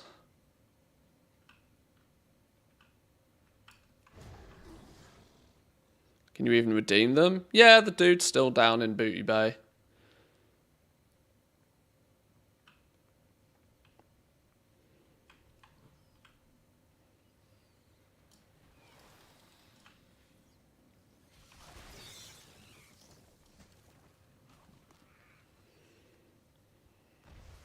Probably closer to 3 to 4 caps. Yeah, I'd imagine it probably costs more gold than I physically have these days. Like I said, it's in the land of unobtainium, I think, realistically. But it's still the one mount that exists that I'm like, I could really do with adding that to my collection.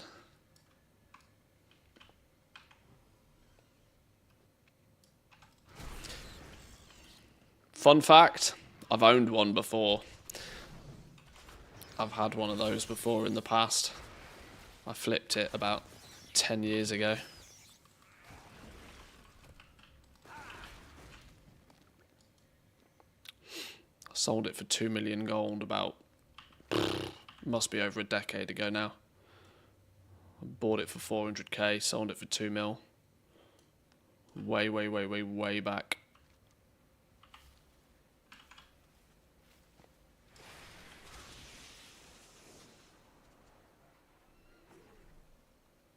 Ethically collected eggs, okay.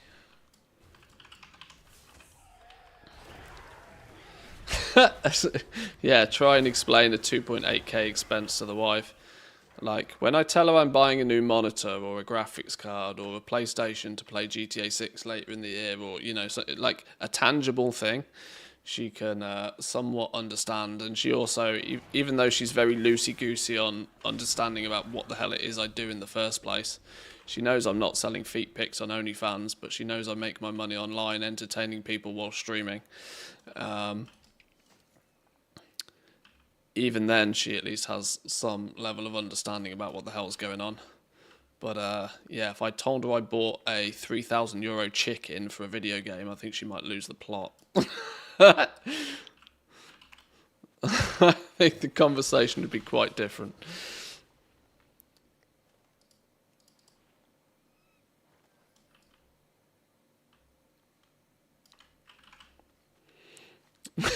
Slightly less understanding for cock pixels.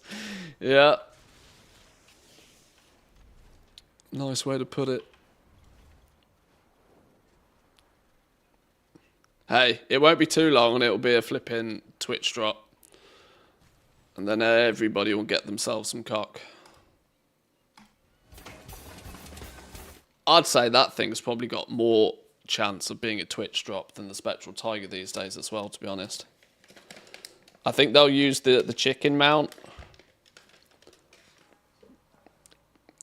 I mean, they're running out of options, really. What did we get at the War Within? Was it the Fell Drake? Which one did we get this time round?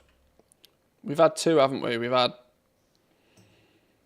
the Blazing Hippogriff one, I think, and the Fell Drake, I think, are the two that we've had via Twitch drop so far.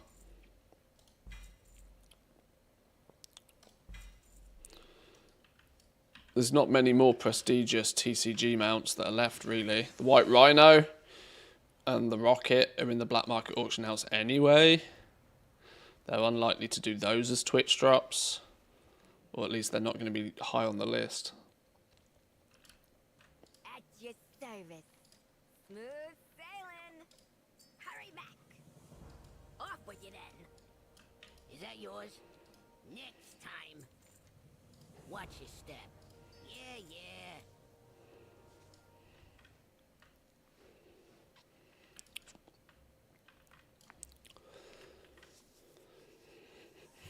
Elon bought the big Blizzard Bear for 9.5 mil. I would think that the Rooster is also somehow obtainable. And the last TCG expansion had all of the mounts from the previous expansions. I mean, it's probably possible. Although I weirdly think that the TCG, that I'd say the chicken is probably worth more than the big Blizzard Bear. I would suspect that thing. I'd expect the Rooster to be in the 20-30 mil range by now. Because I know you can't buy a Spectral Tiger for less than like 80 mil these days. If at all. Why have you got a quest on your head? Oh. Watch yourself. 1,000 rep with the base faction, 2,000 rep with Venture Company. Nice. Did I go hand in the checklist? I didn't hand in the checklist, did I?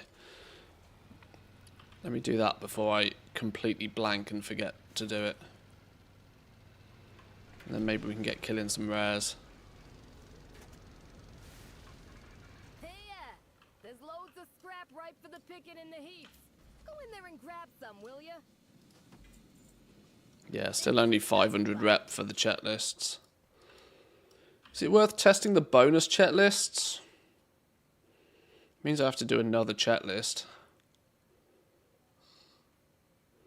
Is it worth checking these to see if these give double rep? I'd be amazed if that had slipped through the net. But... and even if they did, it doesn't make a huge difference, does it? Maybe we just go turn this stuff in now.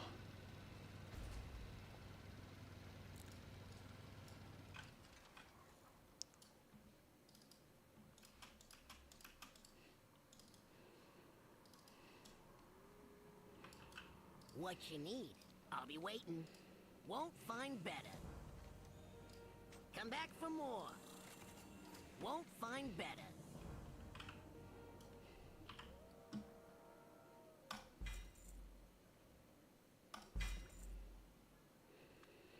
I've had restored keys out of all boxes.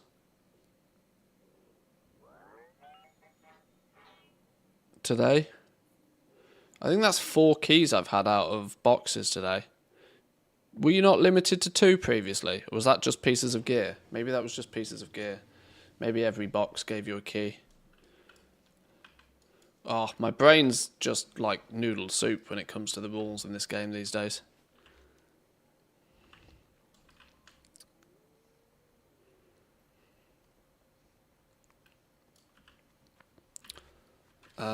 The only thing that's also maybe possibly worth doing today is killing the world boss. Let's get him out of the way, and then we'll do some rares. Because that's going to be an absolute lag fiesta as well. Although, the value in killing this thing now is absolutely tiddly. Considering Warbound epics of flooding from the skies.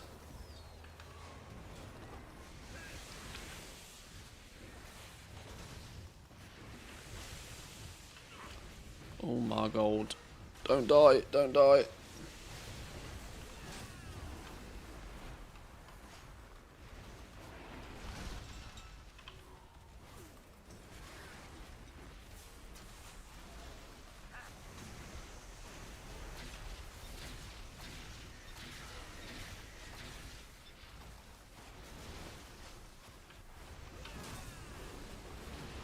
Oh, it's also technically 4 minutes until I can go do the event again. I'm really not sure if I'm going to be bothered. It means I've got to fly there and then get back again every time. I might just completely can off this new Nightfall event, you know. I might just 100% put it in the bin.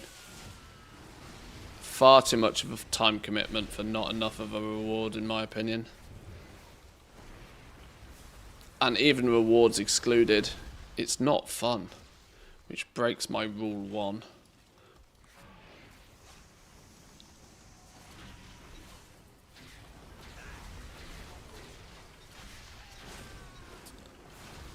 But I'm also hyper, you know, plate.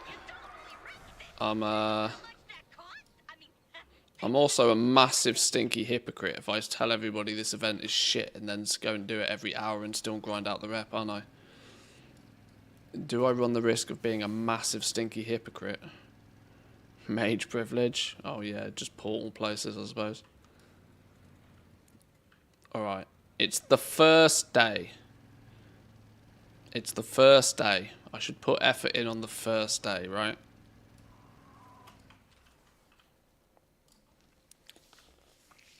If it's still shit tomorrow.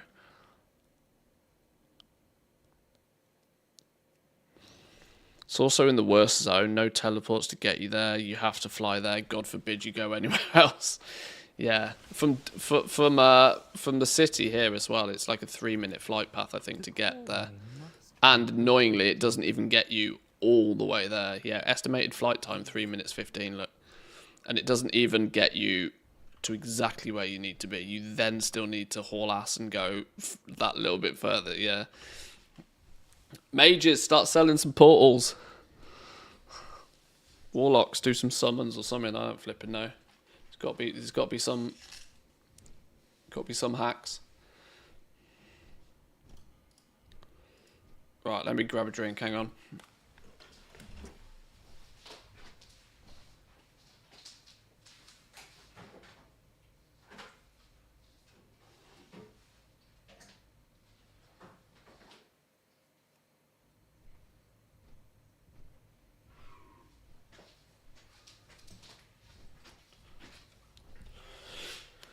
Drank a Monster at like 9 PM the other night, really stupidly, and I woke up with an absolute blinding headache in the middle of the night. So we're not repeating that. We're not repeating that issue again.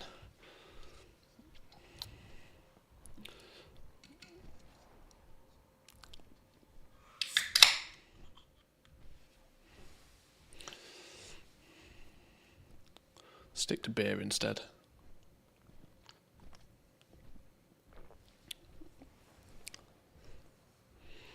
Thought you were gonna say you were still awake from it. No. Oh no, I mean I can drink a Red Bull and then go take a nap, but like clearly my body was not impressed with the fact I'd pumped it full of sugar and caffeine at 9 o'clock at night, and then I think I went to bed at like 11, and my body was clearly not ready to go to sleep. Didn't look like sandals. No, I'm on the cheap beer. I'm on the cheap beer today. Alacoque. It says premium, but it's really not.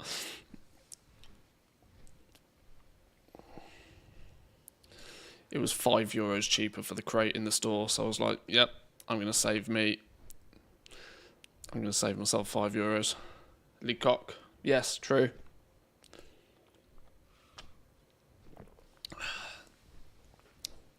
The only Lecoq going in my mouth. Get your minds out the gutters.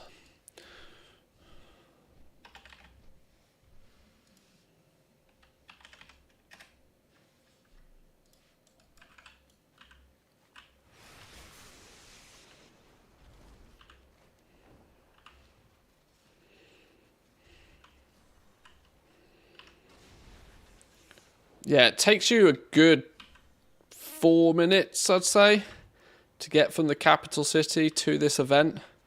Means if you're only a couple of minutes late, you could be whoa, Agent of the Swarm. No. No.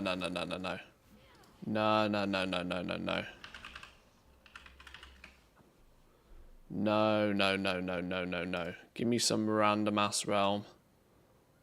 Nightfall war mode on, working. I love that people are specifying that this is a layer where it's not balked. Declined?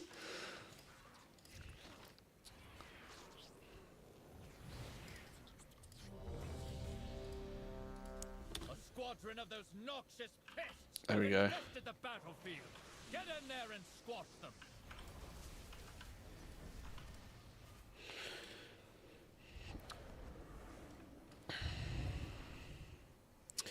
We joke in Poland that cheap wine is good because it's cheap and it's good. Yeah, your standard lager is pretty much the same.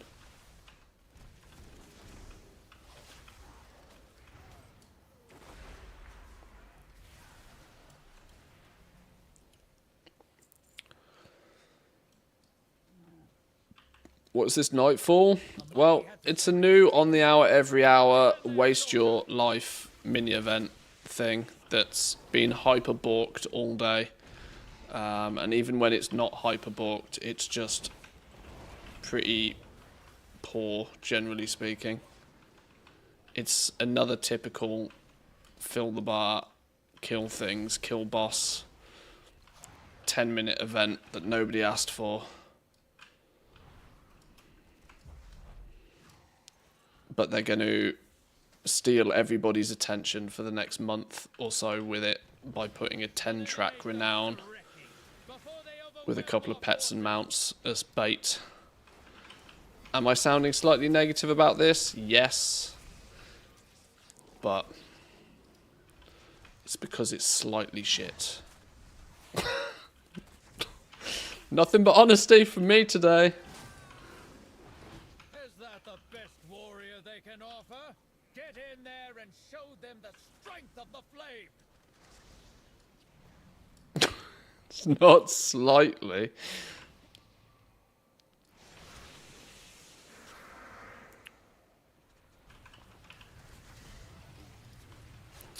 And they've also hoodwinked it so that if you don't actually do the event, you basically don't get any rep. This bar, this service award bar, is personal now. Meaning that if you don't do the event, you don't fill the bar. And if you don't fill the bar, you don't get rep. So they've in essence made it so that you can't AFK it. Destroy the target at once. So they're forcibly engaging everybody to actually do the event. And even if you do the full event, it's 250 rep. So 1/10 of a renown every hour. So you could do this for 10 hours a day and only get a little over 1 renown a day. Is that the best warrior they It's can offer? Get in there and show them the strength of the flame. it's fundamentally just a huge, great big engagement building activity where they've sprinkled a mount and a couple of pets in and a whole bunch of titles and shit that they know that people are going to chase after. So, considering it's the first day and considering people are intrigued, I will share my opinions on it, but there's a solid chance that give it a day or two, I'll be absolutely sacking this off. Eliminate those Shireki before they overwhelm our forces. Not to mention the daily quests are literally just dum-dum level fill the bar quests.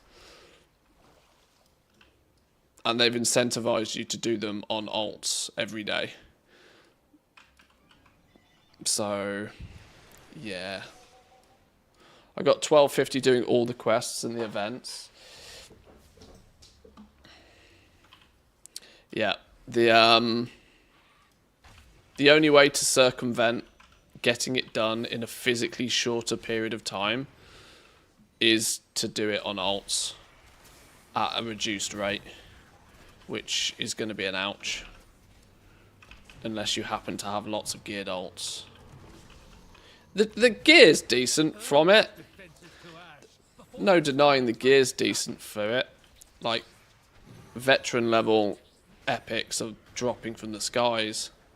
And in a way, it's kind of epic with all of these people flying around, but most people would be more content with slightly less epic and something that's actually remotely interesting than just 5,000 people mindlessly killing mobs for 15 minutes while a timer ticks down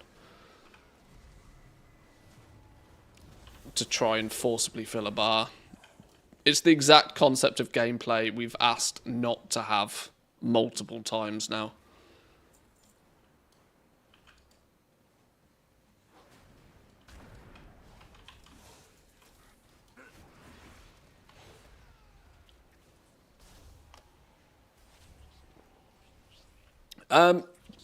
You can come here with low-level ults as well. I would imagine for very, very quick blasts, it's probably not bad experience. There's a good chance that you might be able to come here on like 70 to 78, 79, 80 level characters. I've not tested that fully. We did bring some low-level characters in earlier, but just to see what the multi-box potential with it was. But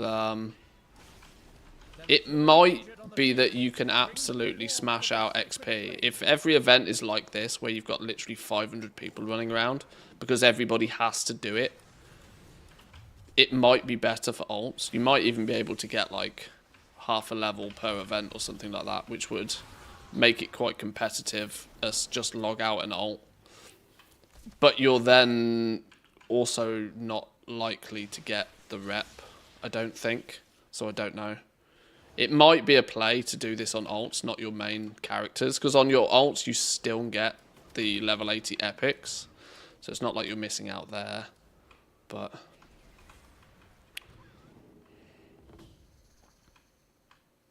We've got them on the run. To me, let us give them a reason to keep running. this event has been faster though. We've had jobs and the jobs have been completed and the whole event has happened faster. It hasn't taken 15 minutes to do the whole event. But then again, if it takes 3 minutes to kill the main boss, we're actually not far off that all the same.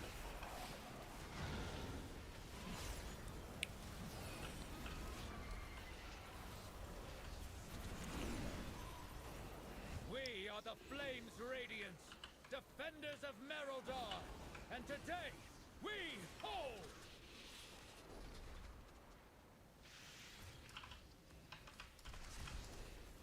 World of event within.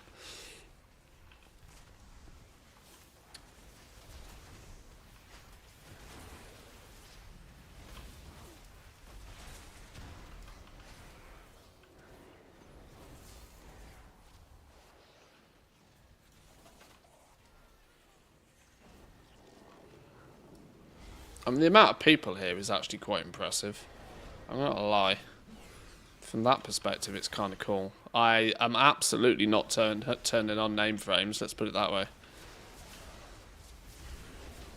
I'm on 15 FPS as it is. The last thing I need is name frames for a billion people.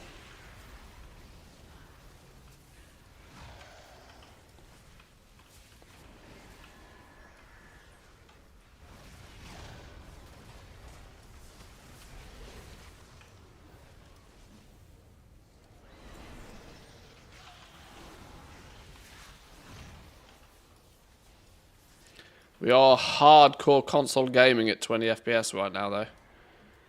I mean, to be fair, these accounts in the background are not helping, but... Decisive, and your aim true. May the flame guide you. Oh god, yeah, let's pop lust to make the frames go down even harder. Single digit FPS, please.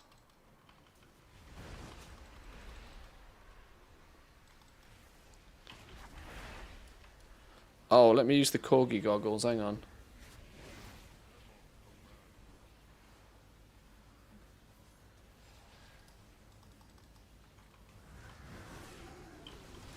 Okay, corgi goggles gave me 5 FPS. But I think we're actually in danger of crashing the server at this point.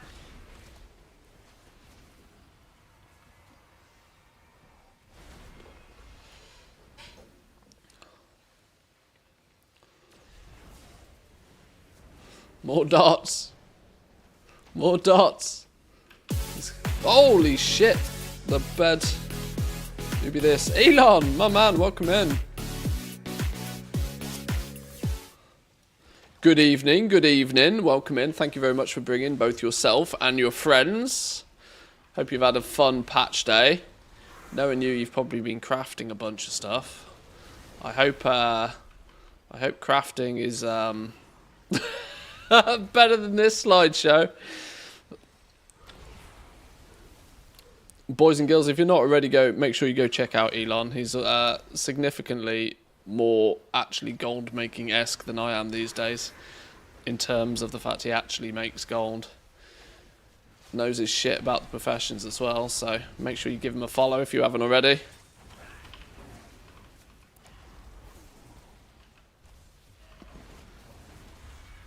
I don't usually stream at this time.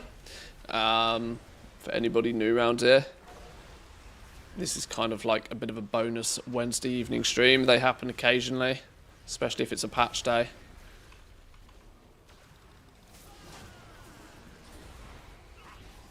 We will we'll be getting back to this shenanigans in a minute, where we'll be farming up some Mechanicas.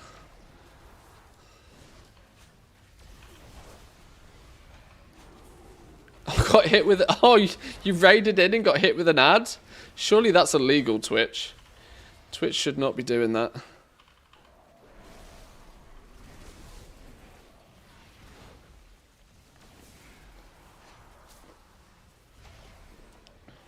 Glad I could finally raid you. You usually stream before.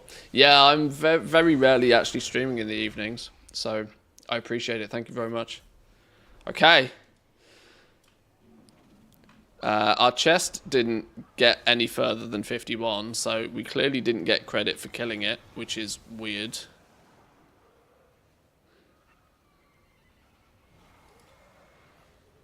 That object is busy.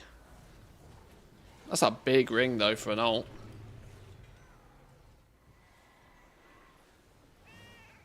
Four out of 8 veteran upgrade. We take those. But yeah, we didn't get credit for killing it, which means we didn't get the rep for killing it. So we got fisted. Yay! Let's see if, out of curiosity, we port out.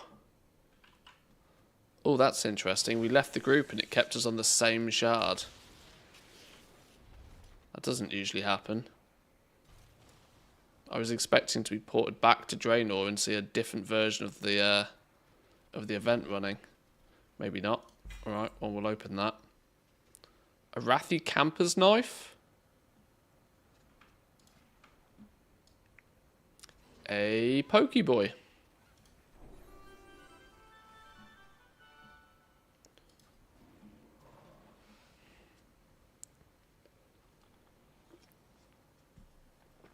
Right.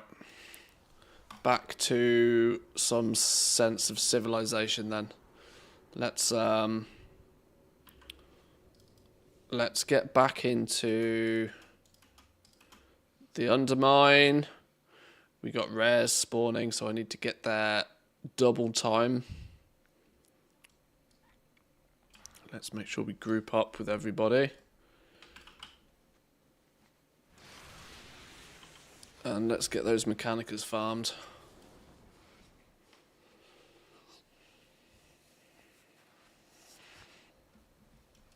But how have people found the event today? With a bunch of Elon friends in chat. I mean, I've been sharing my opinions on it quite openly today. It's questionable, to say the least. I think it's once again an event where we've kind of asked Blizzard not for more on the hour, every hour grind fiestas, but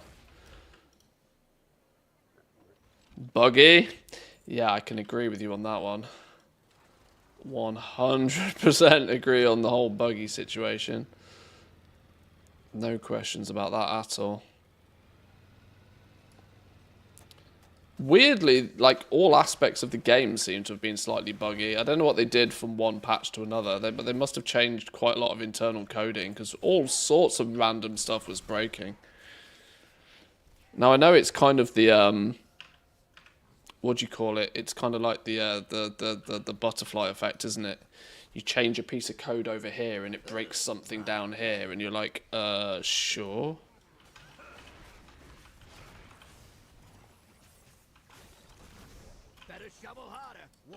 Oh, Tally's up somewhere. Yes, you are up. Not a lie. Can confirm. I'll put you in big screen while we're doing this.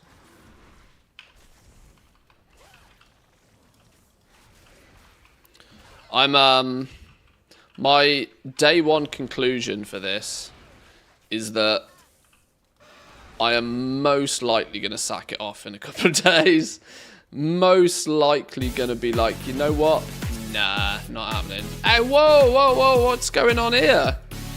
What's going on here, Mr. K-Chak? Welcome in. Thank you for bringing yourself and your friends. Oh, wow, you've only got 25k gold. I'm in Team Poor right now. Massively Team Poor. I'm absolutely the problem. What an absolute fraud. Welcome in, boys and girls. Good evening. Hope you're all doing well.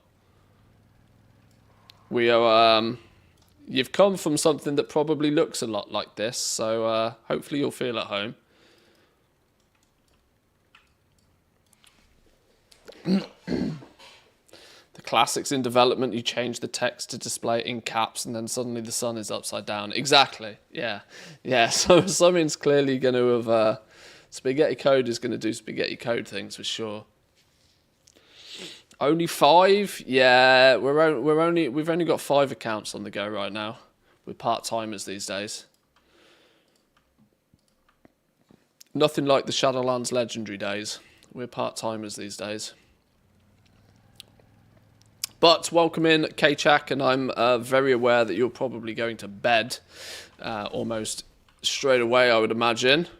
Maybe some food prior, I'm not sure. But either way, enjoy your little vacation. We will meet you there Friday evening. Yes? Bit of a meet and greet in the sun. We're up for the flight in 7 hours. Probably catch the Friday stream. My dude, take a day off. Take a day off. Relax. You've earned it. Should we try and do the whole weekly rare scenario on this? Because I reckon the rares are going to be rotating pretty fast today. If If we can snag a few of the weeklies, nice and quick time, on a Wednesday. Flyboy, Grimy, Junk Wall, get down south, do Chief and the Dark Fuge, for example. If we can bang out a few of those on this team, it gives me the opportunity to maybe take this team out to Hallowfall and test them once in a while at leveling. See if they can garnish much bonus. Maybe it could be a good way to get them a level or two. I'm not sure. How many Mechanicas have I got today? Well, this is the first real time I've been doing anything Mechanica-wise today, so single digits. Probably not even single digits. I probably think single digit. I'm not sure I've had more than a single Mechanica today, but it's not really been the focus so far. We're going to pop hero on this dude because he's a pain in the ass and he keeps killing my pet. Let's nuke his ass.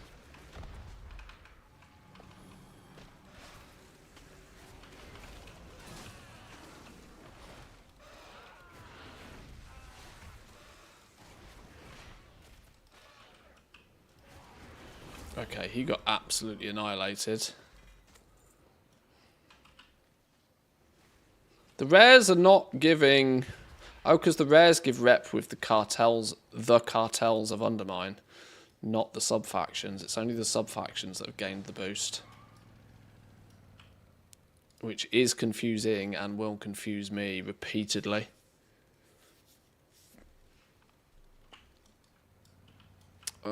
We might need to bring these guys out to the flight path if we want to go travel. Grab some of the weekly rares at any point. Somebody seems to be chain summoning this dude. I'm wondering if that's being chain summoned right now. I might use this as an opportunity to get these guys down there and get a kill on it. It's the one rare that I nearly always don't get. Because nobody wants to do it.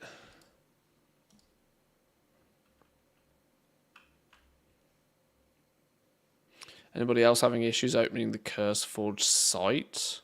I've not tried. I use the app. I have the CurseForge app, and that was working for me earlier today.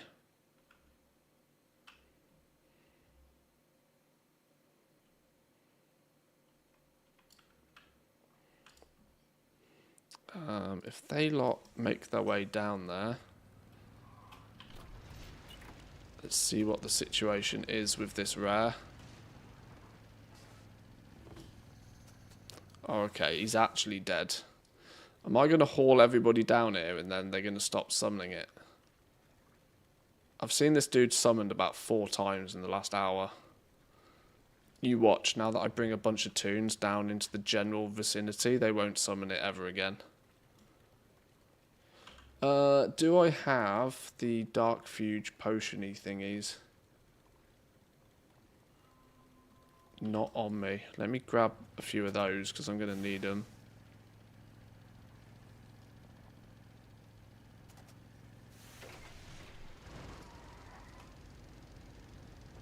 Oh, well, I'll kill rats for my own pleasure while we're here. Won't get credit on the 4 bonus accounts, but it's a kill's a kill, you know.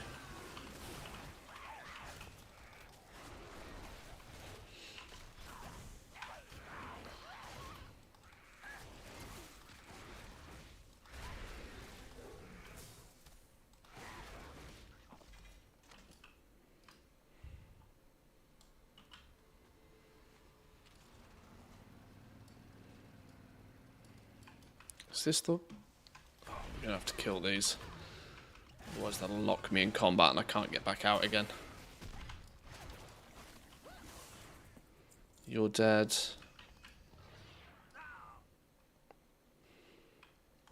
Might buy a few of these. Good chance I need a few of these. 1, 2, 3, 4, 5. 6. Keep it quiet. That should mean I can get a bunch of characters their weekly kill on that at some point. If not now, but later in the week. Junk wall is up. I'm doing this in the wrong order. I'm really doing this in the wrong order.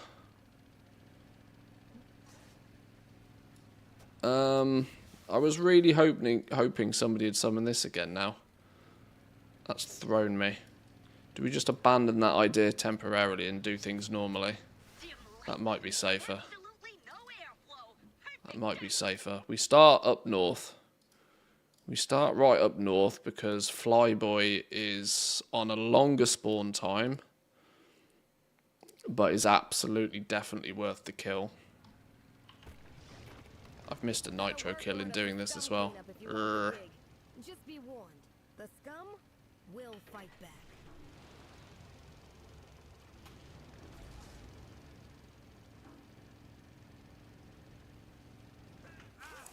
Right, the res not up. What we can do is just casually murder things up here while we wait. Bit of casual murder. Who doesn't love some casual murder on a Wednesday evening?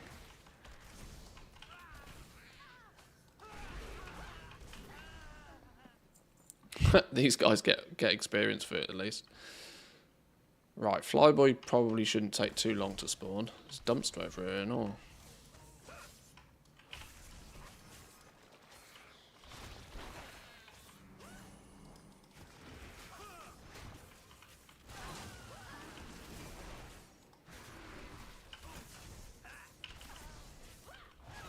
There's part of me that does slightly worry about the long-term viability of this farm, though, because when you can solo hyperspawn and kill these dudes quite comfortably, which I actually start to think that a tank character probably could do already, the market research gain from these alone is pretty good. Obviously, people 2x4 it right now to get maximum kills, but when you're OP enough to basically trigger that hyperspawn and 2x4 farm, obviously you have slightly less pulling power when you're doing that sort of stuff solo. But you know, when you just one-shot everything anyway, it might end up being that the best way of doing this, best way of farming Mechanicas, is just to nuke these mobs into oblivion. Farm market research, turn it into Paragon boxes, get Mechanica, basically ignore rares completely, and completely nullify the advantage of a multi-box setup. But that's one of those time will tell situations. Already, the 2x4 farming for market research is not that competitive. It's more competitive if you only have a single account, but it's not as competitive as a multi-box setup. But it is semi-reliable. Every 2,000 market research you get, you're looking at 1 or 2 Mechanica. So the reliability of it will attract people.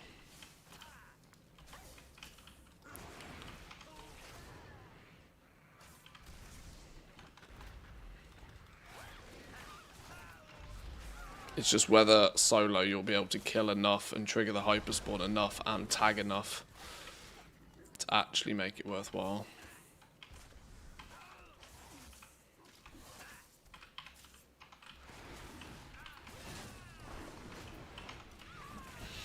When you did the event, was it still buggy? Very laggy, and I also didn't get kill credit on the boss, which not only is annoying just because it's annoying, but also annoying because you need the kill credit on the boss to push your bar to epic to give you the majority of the rep that you are there for in the first place of doing it, which is, yeah, so in other words, yes, it's buggy still. Still very buggy.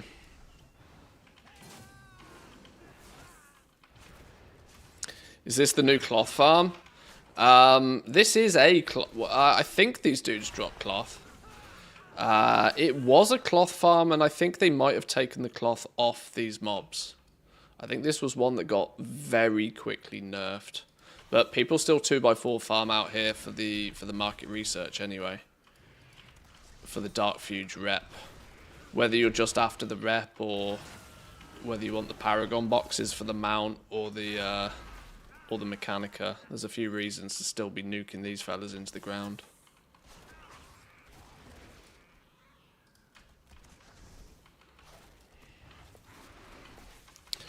Do you plan on dropping 2 of the accounts? Just drive 2 slaves with you around. That's the short-term, slightly more optimal approach for me. Only because all my characters are on the same server, though. If my characters were spread out, then keeping the 5-box setup is the play. Right, junk walls here. So I'm going to try for a quick, cheeky junk wall kill. And we can always fly back here. That is if by the time I get to junk wall he's not already dead.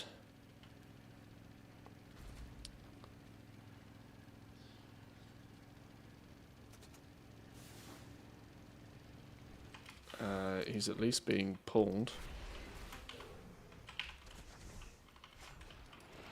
Can I steal you, please? Oh, junk wall's not going to last 5 minutes this week if these security dudes are up as well. That means the, what is it, the special assignment is probably kill 4 of the security.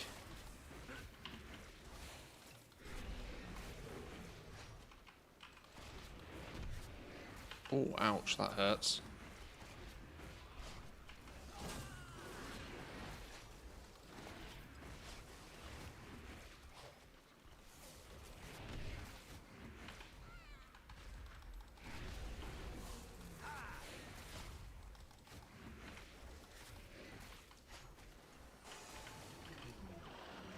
Okay, well that was worth. Let's get you guys back up for if and as and when Flyboy turns up.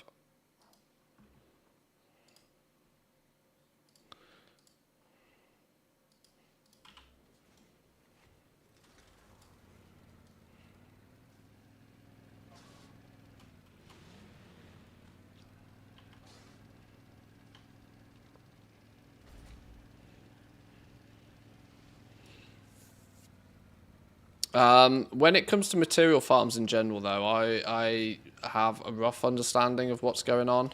I try and keep some idea of what the meta is, but I'm pretty sure this was a cloth farm right at the beginning, but I'm quite sure it got nerfed quite quickly as well.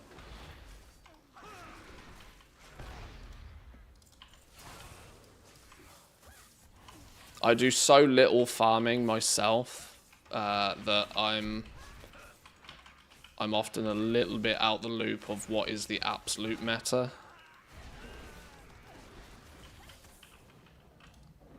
Yeah, I mean the follower instance one is always an easy win.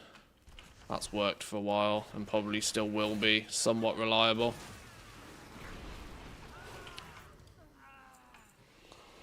Are you farming them out pet currency?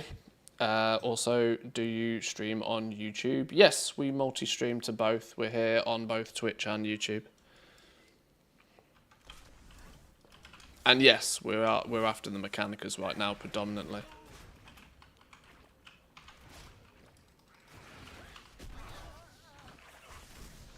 It's so boring though. I mean, this is #1 reason why I don't do much farming full stop. Because, yeah, it's boring. You're directly trading your time for some amount of material, usually, which can be converted into some sort of currency, usually, hopefully quite reliably. The single step direct transactional nature of farming just kills me internally. Like, my soul just leaves my body if I do too much farming. Some people, you know, they get a sense of relaxation out of it. Unfortunately, I don't get those same vibes. I've always considered farming as just a means to an end, right? You do farming for as long as you need to do farming because you need the gold, and you often then later on in your adventure need more gold to do things like leveling up professions or to pay for boosts on level 70s so you've got more alts or, you know, summon. Once you have a nice little nest egg, I tend to think the smart play is to let other people who absolutely need to farm go out and farm.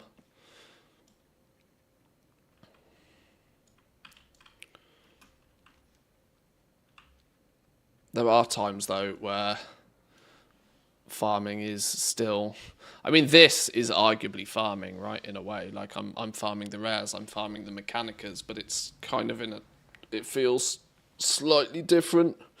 It's a slightly more, you have to put your brain into gear a little bit to figure out optimal ways of doing it and stuff.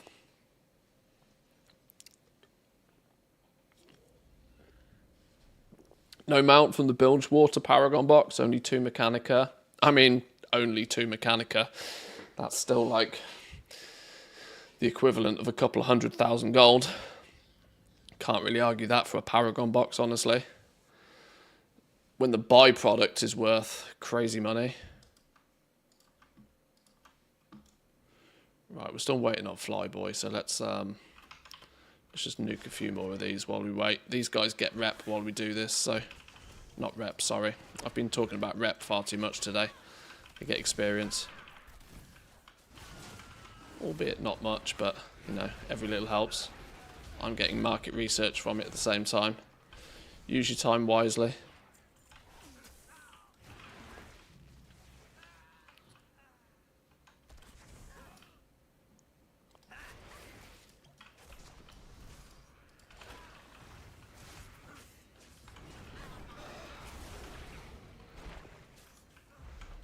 Oh no! Didn't disengage fast enough. One of these mobs puts a big old stinky blood bash debuff on you. Healing debuff. Which really starts to hurt after a while.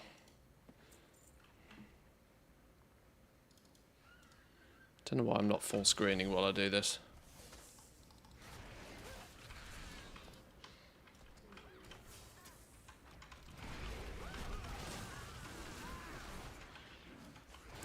Has anybody found a good way to have a multi-account cross-realm alt army for crafting? Doing it through the warbank takes too long. Oh, multi-account. The warbank is still your best option. Yes, the restriction of only having one account have access to the warbank can be a nuisance, but you probably, if you're doing multi-account crafting, you probably want to be doing it at a big enough scale that you're probably not going to use the warbank for much anyway. You're probably going to be buying and directly mailing or facilitating the, yeah, you're probably just going to be directly buying materials off the auction house in large quantities and then crafting with them. You might need the warbank occasionally to transfer some like intermediate items, but generally speaking, you're not going to use the warbank for too much. And if you're not doing it at a big enough scale, I would question why you need the multi-accounts. Yeah, guild bank is another way of doing it. Obviously, the transfer of materials in large quantities can be a pain, but at least all of your accounts can have access to it at the same time. 6 of one, half a dozen of another, really. But yeah. Maybe one day they'll fix warbanks, and so any account on a single battle.net can have access to them. That'll be the day. Let's not forget when the expansion launched, you couldn't even use materials from the warbank. That's a life luxury that we had to beg for. Who remembers doing patron orders whilst having to take materials out of your warbank? How gross was that?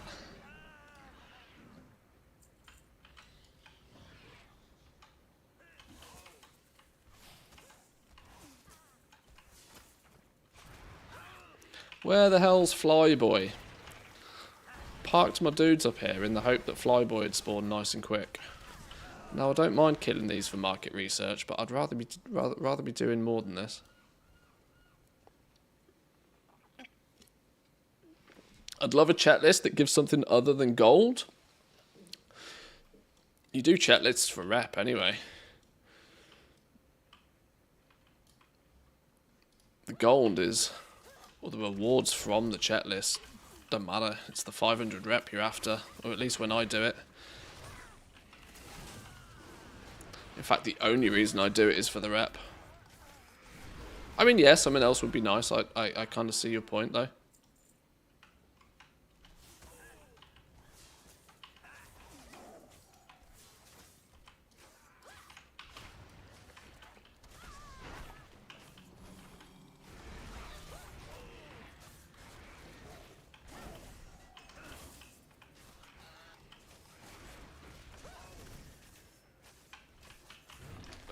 Pet to pet things. Pet to pet things.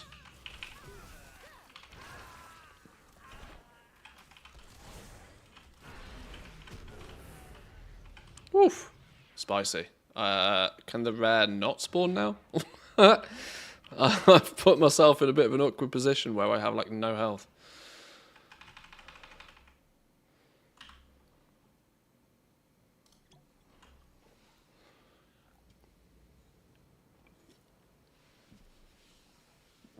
I remember you were spending 8k for one knowledge point at the start of the War Within. Well, yeah, at the beginning you do some ludicrous things, don't you? You do some absolutely crazy things.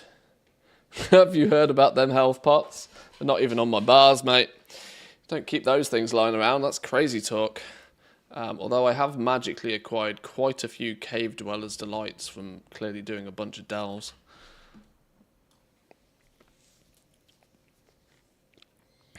Bro, using some royal turkeys to kill the goblins. How can you? These are some expensive pigeons.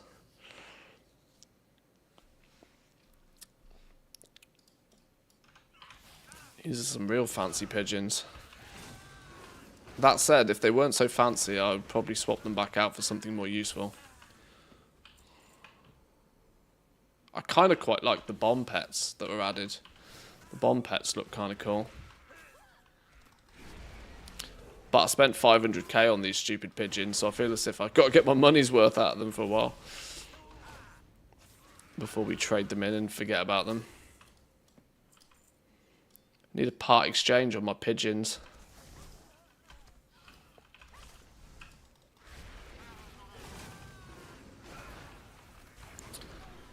This Turk is faulty. Take it back.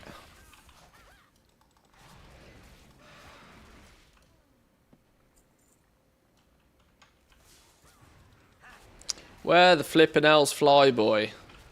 You know, like, sunk cost fallacy is kicking in now. You know full well if I can him off and worry about doing him later in the week, the second I leave, he'll turn up. The absolute second I leave, he'll turn up. That's why I really need to consider switching some of these characters onto low pop shards, low pop realms. Just to fish for rares easier.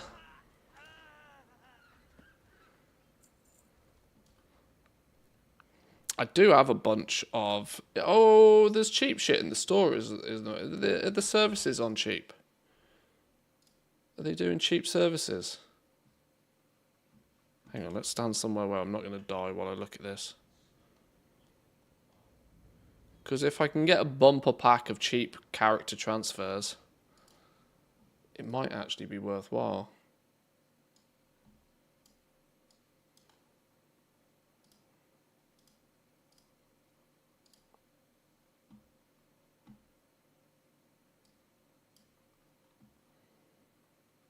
Because the War Within's cheap at the moment.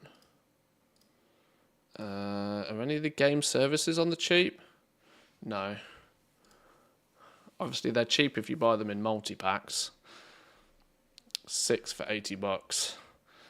I'd buy 6 if they were $40. If they were 50% off, I'd buy them.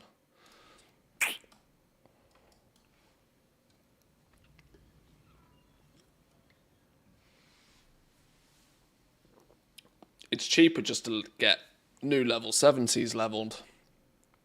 It's probably cheaper just to buy boosts for level 70s and put them on low pop realms. That way, Let's make sweet that way I profit get more together. level 70s that can add more teams, and I can shuffle the teams around a bit so that each team has like at least one, if not two people that are on a low pop server that can hopefully be sharded to. Sassy Warlock with the 29 months. Thank you very much. I appreciate that. Thank you, and welcome in this evening.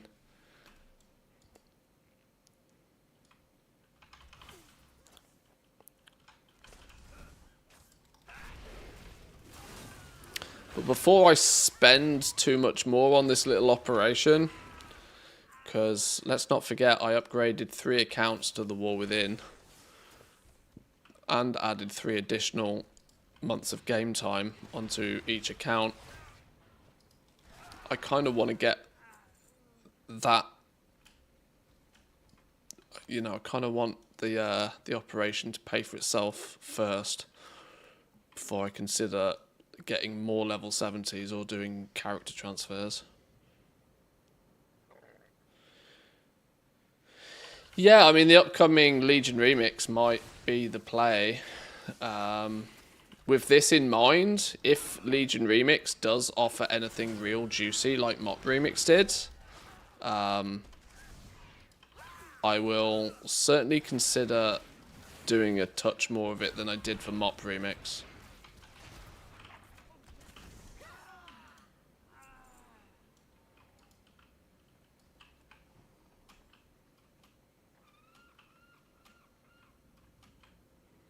Where's this overflowing dumpster?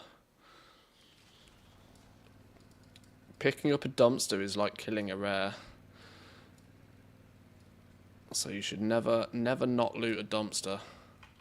They seem insignificant, but trust me, I have had probably 10 plus Mechanicas from dumpsters.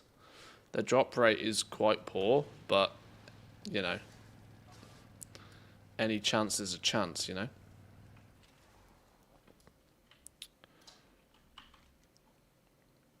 Right. In trying to do this, we're flipping practically wasting time, aren't we? So let's haul ass back, knowing full well that as soon as I do, it will spawn.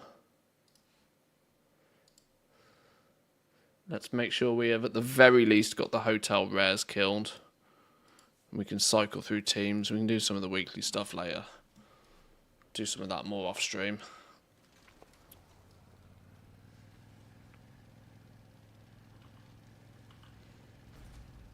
I need swigs and I need nitro. Nitro and swigs, bare minimum.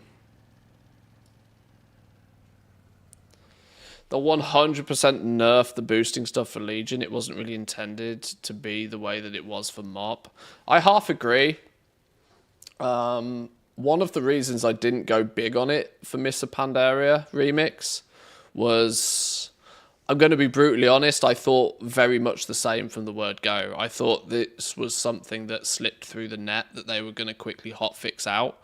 But maybe after, I mean, this is anecdotal, but maybe after all of the flipping frogging drama, they just couldn't be bothered and they left it there. But it does kind of feel like something they might be slightly more careful about next time. Because there's, without question, there's accounts out there that got 100 plus level 70s without question leveled up. Like, the amount of people that went from like having 4 or 5 alts to having 20 alts plus was actually madness. I think they might be a little bit more careful with gamers doing gamer things this time with the remix, which is slightly fun police, but I did 3 new full accounts in within 30 days of game time, So what, 180? Is that 180 level 70s in 30 days? Was the cap 60 before we went into the War Within? They increased it to 65.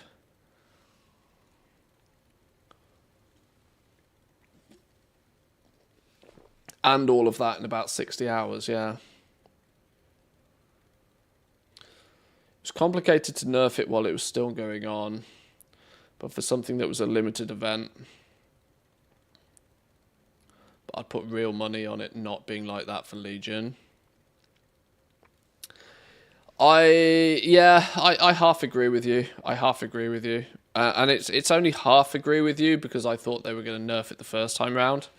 But then again, nobody went into Remix. Let's not forget about the fact that it took people a good few days to realise just how broken OP you get in Remix. I had a reasonable idea that we were going to be doing silly things in Remix before the event even started, because I did the live weekend playtest thing and I'd seen some footage of people getting like really strong really quickly, and I was like, hang on, if we get all of this gear, we are going to be absolutely nuking stuff. And it turned out, yeah, you solo raids by the end of it. This time round, I think Legion Remix is going to be very different because everybody's going to know what's going on before you even start, right? People aren't going to slack at the beginning because they're going to be like, oh shit, we get this gear, we go crazy. They want you to have many toons and as many accounts as possible. The more characters you have, the more time you spend in the game. We're constantly having EXP events. That is the other side of the tale, isn't it? That is the other side of the story. That it is actually somewhat in Blizzard's interest for us to have a shitload of max level characters. This leans quite nicely into my theory that I don't think we're that far away from them just getting rid of leveling completely. I'm quite strong of the belief that leveling is so goddamn fast these days that we have to get to the point where they just delete leveling. You just create a character. Maybe you start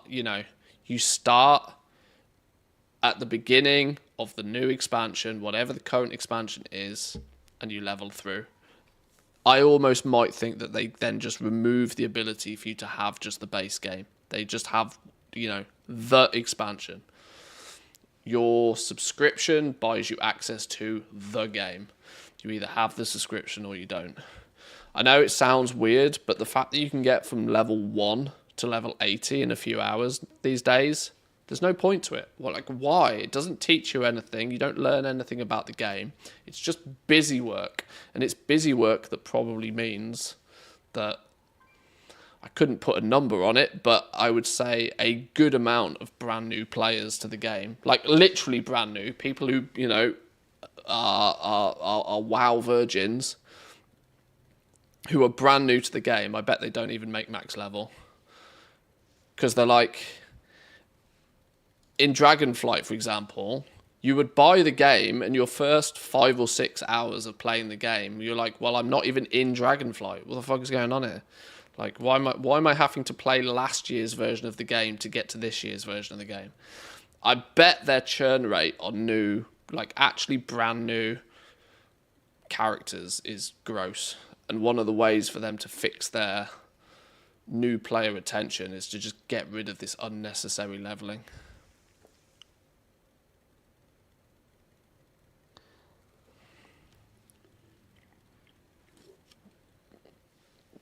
If I want to get somebody into WoW and start leveling, we'd be at max level before we've even gone through any of the early areas. Yeah, the entire leveling right now is complete dumb. Completely dumb. I want them to build on, what was it called? Exile's Reach? I thought Exile's Reach was quite elegant. It served a purpose. It was a mini tutorial. It took you into a dungeon. Gave you the very basics of these are your 5 buttons that you should care about. This is what picking up gear and equipping it means. It was real dumb level stuff to veterans, but for novices, I think it was very valuable. And they could quite easily take an Exile's Reach type experience all the way up to 10 levels below max. I think that would be a significantly better scenario than them kind of like crowbarring you through the last expansion. Like today, you buy World of Warcraft and the first thing you have to do is play Dragonflight. And you'll be like, well, that was last... Why have I got to play through last expansion before I can get to the War Within, the game I've bought, right? You don't buy FIFA 26 and then have to play through FIFA 25 for 10 hours before you can play FIFA 26. You know, it doesn't make any sense. You don't buy the new COD game and get forced to play the old game a whole bunch. Now, I know it's an MMO and it's an RPG and it's slightly different, but conceptually, I still think that it's kind of weird, especially when it doesn't really have a purpose or a means.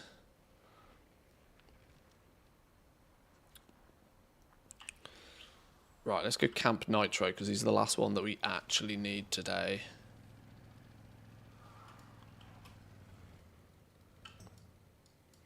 It's actually also only 4 minutes until the next event. Might be tempting to do one last event for the day, just to see if it's not completely busted. If we can get Nitro to spawn within like the next 2 minutes, we can get over to the event in time. Guild Wars 2 style. I don't know how they do Guild Wars 2. I've never played it, but I'm also very aware that World of Warcraft are not scared about stealing things and ideas from other MMOs.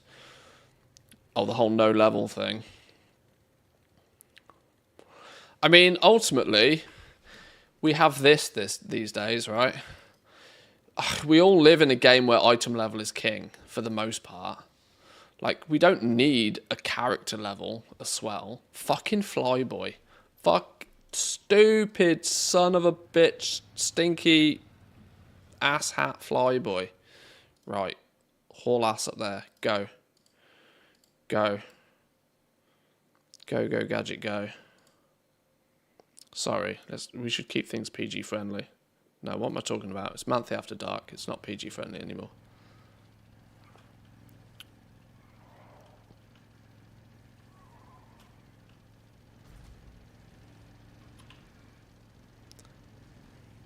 Less zooms, less dots. Has everybody landed? Everybody's landed. Quick, right, nuke it. Nuke his ass.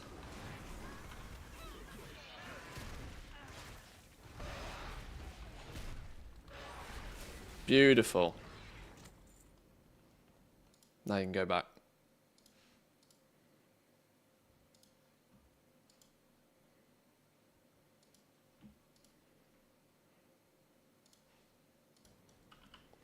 Right. Should we go do the event one last time for the day? I need that Hearthstone. Don't use that Hearthstone. I'm going to need that. No! I fat-fingered my feigned death. No, stop aggroing more stuff. All I want is the dumpster.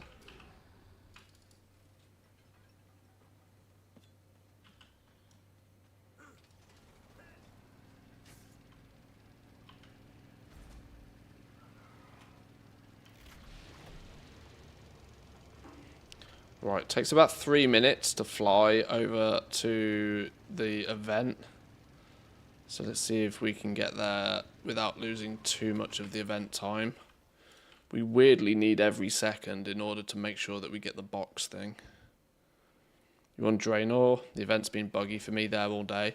Yeah, I've been almost instantly every single time joining another group and hopping off Draenor to do it, because yes, Draenor has been completely balked most of the day. Use the group finder to find another event on any other realm.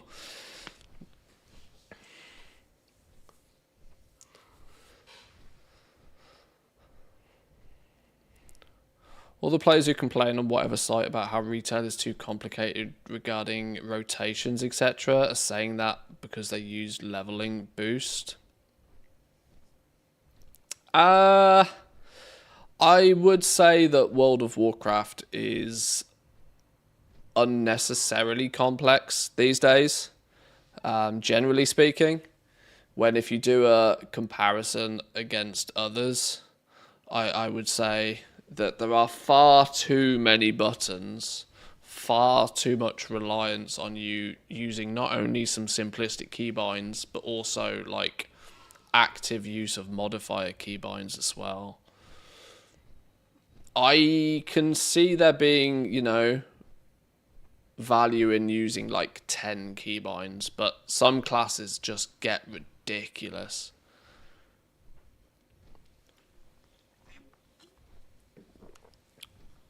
Plus all of your cooldown tracking, your trinket tracking, like it's one of those scenarios where if you have played the game for a long time, you are almost blind to what it feels like and looks like for somebody that hasn't played the game for a long time. And it's for good reason, because you can't unlearn what you already know. And the reality is if you've been playing World of Warcraft for even a few years, it's second nature to you by this point to have 20 different keybinds and require 15 different add-ons.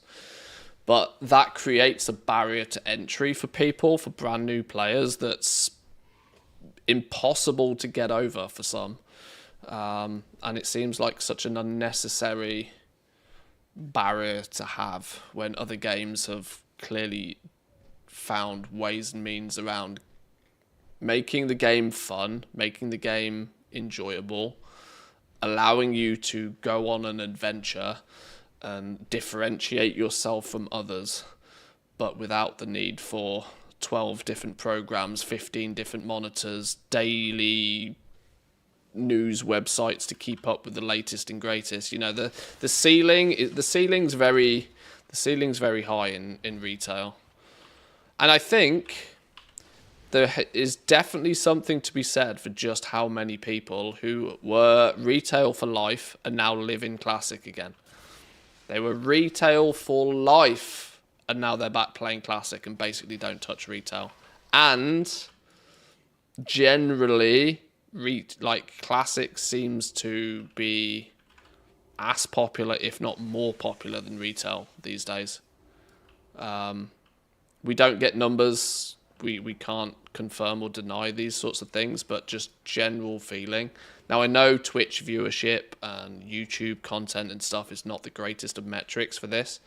But I think the core retail World of Warcraft audience is very, very old school now. For the simple fact that you basically don't ever see... Oh, I'm in a group. You basically don't ever see, like, teenagers knocking about in WoW. It means it's not attracting the newer, younger audience to the game. It's just full of boomers from every angle. Every single content creator or every single prominent content creator for this game has been a prominent content creator in this game for a decade at this point. Very rarely do you see like any fresh faces like breaking through, particularly. There's always a handful. In certain corners of the game you'll find them, but like under general circumstances, your OGs are your OGs and they're not going anywhere.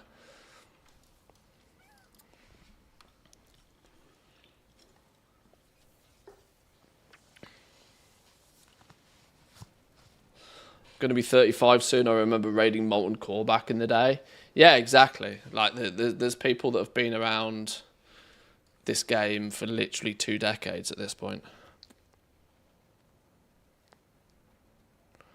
And when you've got 2 decades of experience doing anything, you know, you take it as second nature. It feels completely normal, completely natural for you to log on every other day, do X, Y, and Z. You know, you expect a new expansion every 2 years. You've seen the patterns. You understand it.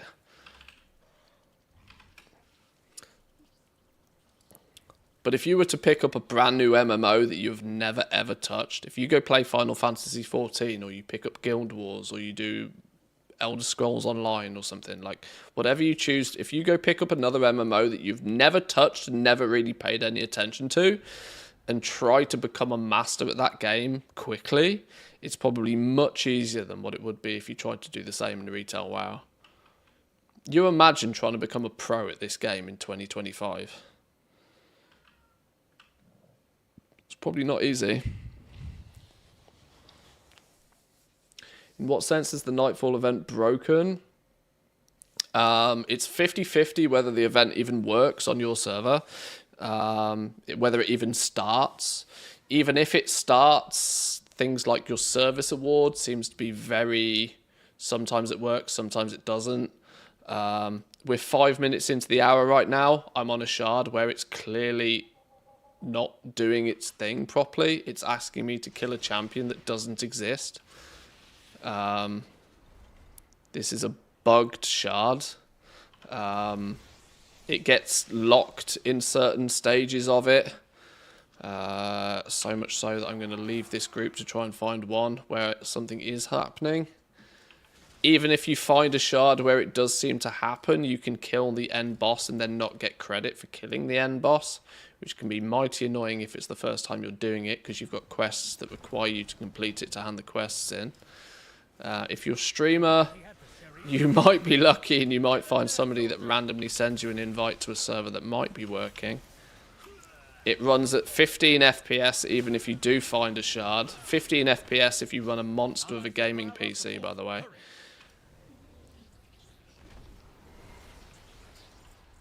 I have, without question, got an above average gaming PC and it still runs like fucking rocking horse doo-doo. Yeah, there's a lot that's broken with it today. A lot that's broken. Minus the broken stuff, it's not very fun. But if you even if you ignore the broken stuff, it's a theatre event again. It's just another theatre event. It's something that you'd preferably like to put on your weekly I'll do it once list. But they're incentivizing you to do it not just once a week like the theatre event. They're incentivizing you to do it every hour of the day on multiple alts until you finished it. So it's I'm giving it some time for the rough edges to be smoothed out, but give it a couple of days, there's a strong chance I'll sack it off completely. Because I see it for what it is. It's an engagement farm event.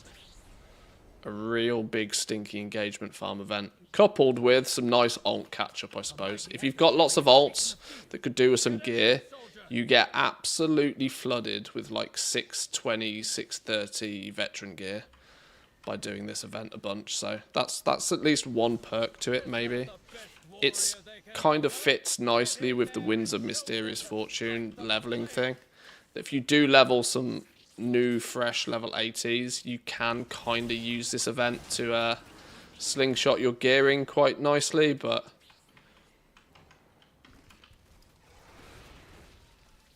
the event itself is pretty poo.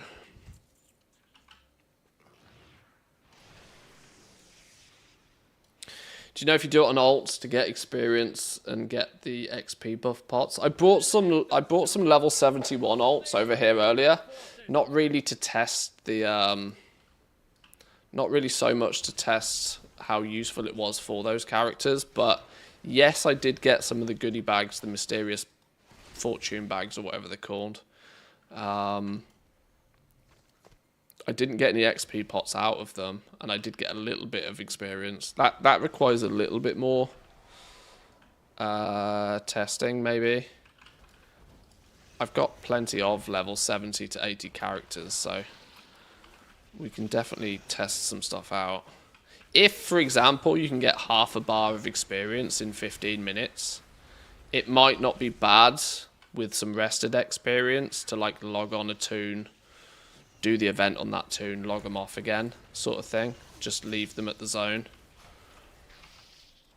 The only problem is the event is on the hour every hour, so it's not like you can just cycle through alts. you're going to have to choose a little bit, but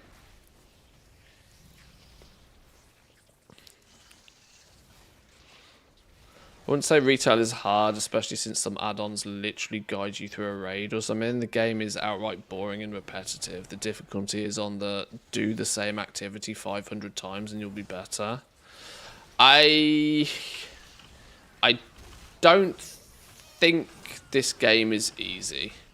This game has been gamified. Let's not forget the fact that with 20 add-on, like every player running around using 20 add-ons, 15 fancy weak auras, 5 years plus of experience at playing it, you have to apply some value to all of that. If you install a completely fresh copy of World of Warcraft, no add-ons, no nothing, and you just let the game guide you, you ain't getting in a Mythic Plus in a month of Sundays. And even if you do, you're going to perform so badly, you'll probably get kicked. That's if you even make it to max level. Like I said, I think it's very easy to be blinded by past experiences in this game. And when you're a veteran, it's super difficult to see the game through the eyes of somebody brand new. Now, I'm not saying I'm any better at it. I've played the game 20 years. But one of the advantages of being a content creator is I come across people who have played the game for 5 minutes and people who have played the game for 15 years. And I get to see more points of view than your average player, I think.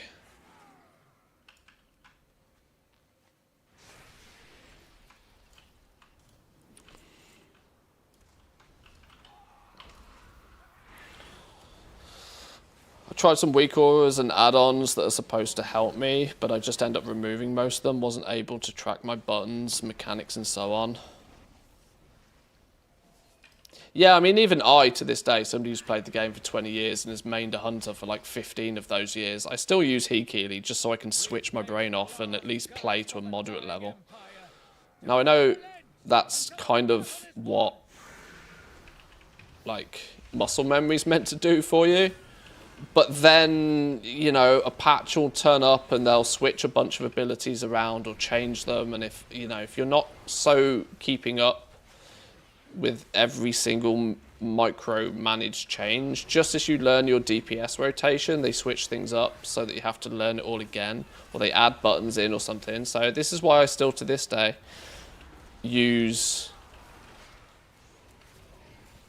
little tools to just smooth out the gameplay, allow me to remove the hurdle of having to remember. You know, I can still read chat and do my DPS rotation, for example. It's not like I need this, but it's still, oh, pop a cooldown sort of thing.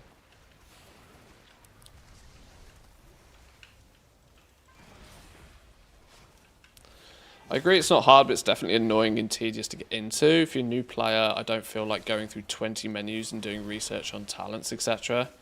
It's very easy to say, I just don't want to do this.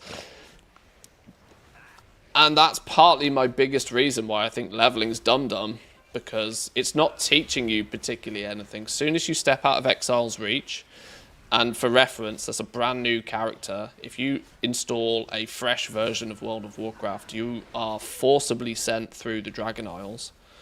You do Exile's Reach, and then you land on the shores of the Dragon Isles, and you have to work through the Dragon Isles until you get to level 70, and then you move on into this new expansion. That's the only route you're allowed to take.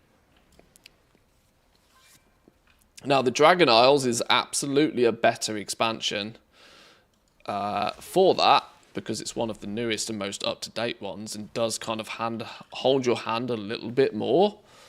But I can absolutely see why some people get halfway through flipping Anaran Plains and are just like, fuck this noise, and they go back and they play COD or they play Fortnite.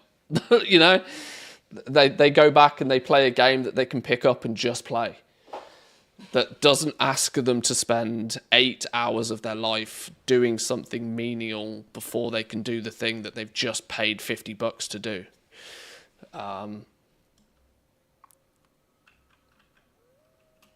which I think is where Blizzard probably hemorrhage huge amounts of their new players. Taliesin reached 2.5k Mythic Plus rating with 0 add-ons, but the dude has been playing the game forever. A brand new player, I doubt they could do the same. Yeah, exactly. Taliesin has been playing the game forever. He knows what all of the classes are. He understands significantly large portions of the game. Even if, I don't know how much Mythic Plus he does as a general rule of thumb, but like he understands that you have a tank and you have a healer and you have 3 DPS, and it's expected of the healers to actually also do DPS. And he knows that there are you skip certain things and you go this way and you go that way, and he's probably played the dungeons before. You know, you can't unlearn shit that you already know.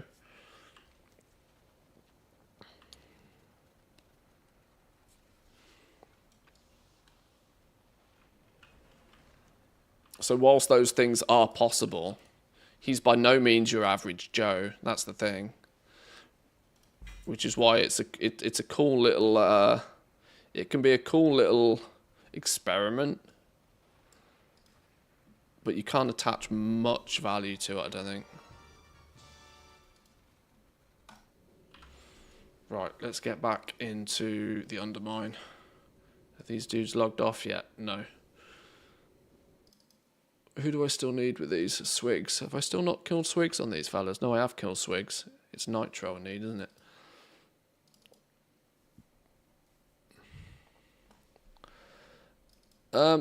That's a good point. I didn't even check whether... I'm pretty sure I didn't get credit for the kill on that again. Looking at it. Or maybe I did. Your rep increased by 75. You got the green chest. I didn't get the blue chest. Nor the epic chest.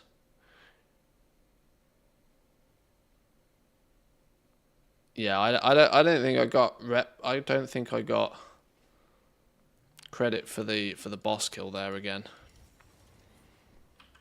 Still cooked. Oh well. Oh, thank you for the invite over to Tower Mill, by the way. That helped with my Draenor woes.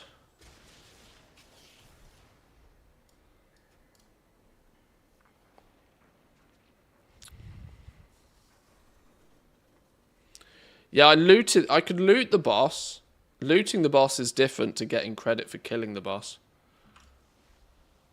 It may be by design that you only get credit for killing the boss once a day. Which also kind of makes me think that it's not even farmable on a single character. That you might have to do it on alts if you wish to try and even get... Oh, God. So it's only getting worse the more I think about it. I kind of don't want to think about it.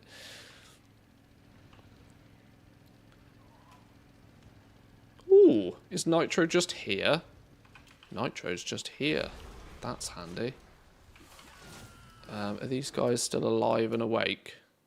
Actually, I have a bigger problem on my hands. That they're not grouped up, are they?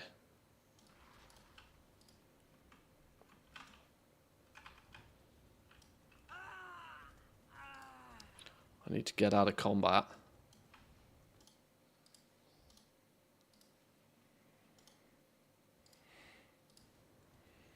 I need to group back up.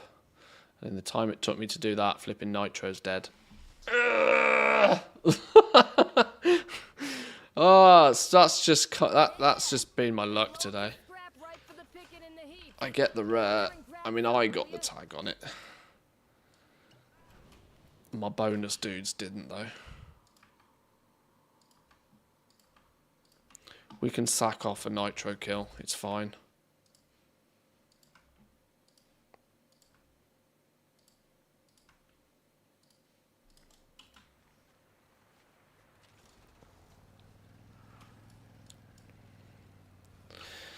I agree with the leveling. In learning a new class, I usually boost the character so that I have all of the spells available. That way I'm not constantly relearning muscle memory as with new spells that then become available as you level. That's interesting. I tend to go the other direction, personally. Because, and this might just be me, but I look at a max level character with a full book of flipping, you know, where is it? I look at this. I look at this, and for me, on a class that I haven't played before, it's just this plus this is just a massive overload of information that I would actually, believe it or not, rather play through. Now, I know this counteracts my own point of leveling being pointless, but I would rather go through and level a brand new character and pick up the abilities in the order in which you are somewhat meant to get them and figure out what they're useful for, and so on and so on. Now, the reason that sounds hypocritical about leveling, my issue with leveling is not that it doesn't serve a purpose for veterans, it's that it doesn't serve a purpose for new players particularly. But yeah, if I didn't know what all a hunter's spells would do, I'd just open this up on a boosted character and go, yeah, this is 25 buttons I got to figure out, names I got to figure out, you know. Which is hence why I play mage, I play paladin, I play hunter, classes of which, for the most part, a little add-on like Hekeely can really fix the first few hours of my problems, you know.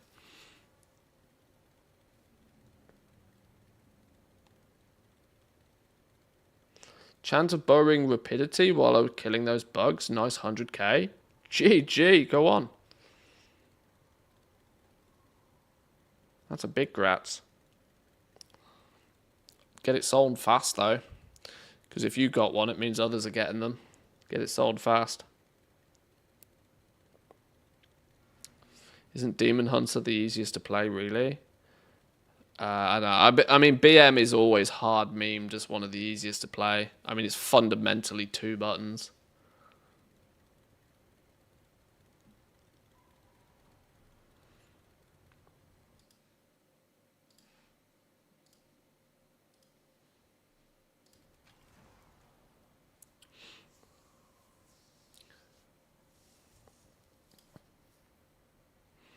Alright, everybody connected. Apparently Slugger's up again.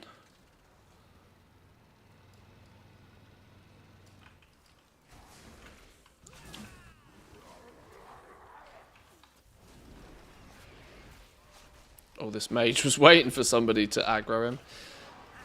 Oh my god, I don't know why. This mage is carving him to pieces. Holy, how much damage was that mage doing?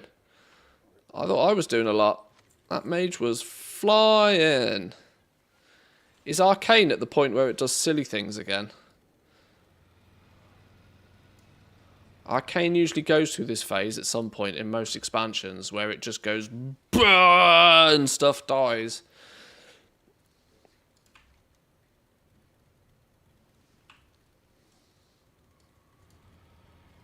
I would go do Magno, but it means shuffling things about. Junk wall. Are these guys all inside? They're all inside. Junk wall doesn't last 2 minutes.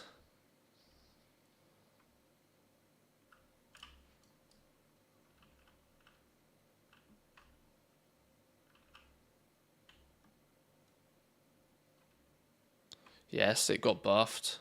Okay. Yeah, Arcane usually goes through these phases. I know Fire's been popping off recently as well.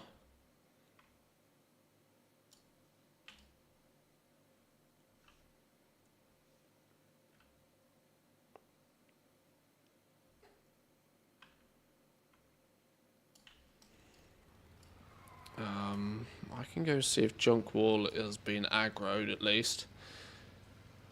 Or if he's just getting insta-nuked. He's being killed already. But it might take a while. Doesn't look like anybody is having fun killing him. If we can get there fast enough. I can tickle his balls. Give him a little bit more health. Delay the inevitable. Did they all get experience? Oh, one dude missed out. 3 dudes got the kill. Oh, no, maybe he did get the kill. Maybe he did get the credit.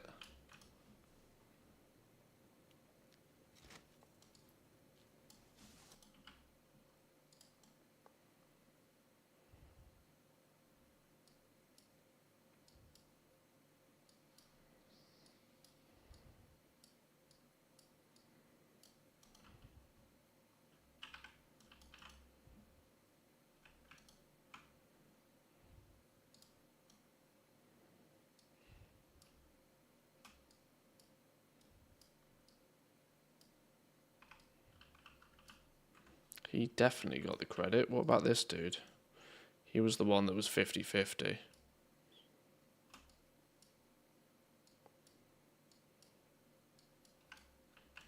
Haha. He did get loot. Hey! Not only did he get loot, he got himself a Mechanica. Winning.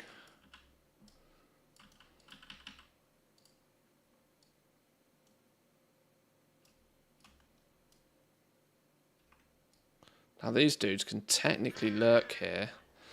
And we can do Grimewick if we're clever about it. If we pull on Grimy Boy to the corner. He's not there though. Let's not risk it for a biscuit. Let's take these guys back and do the hotel rares. They're higher priority than Grimewick. Grimewick is a nice to get if he just happens to be there at the same time. Otherwise, waiting for him is not worth. Right. Any of the hotel rares will do me now.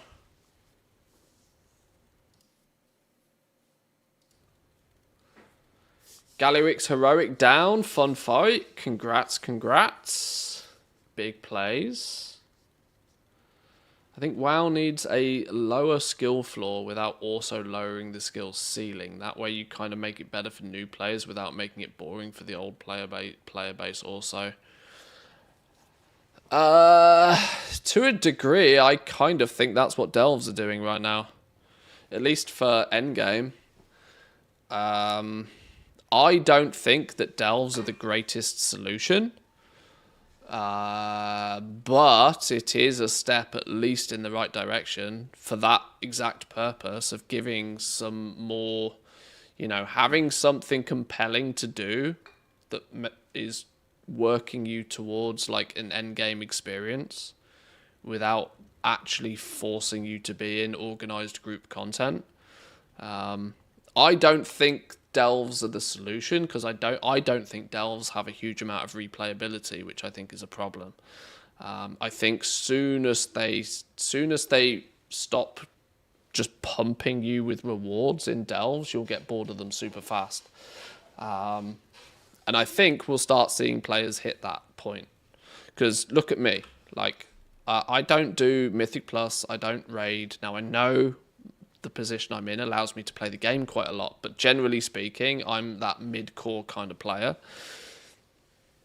I'm at the point where Delves realistically don't do anything for me anymore. And I think it is quite nice to get to that point where I can then put Delves down and say I'm done with them. Now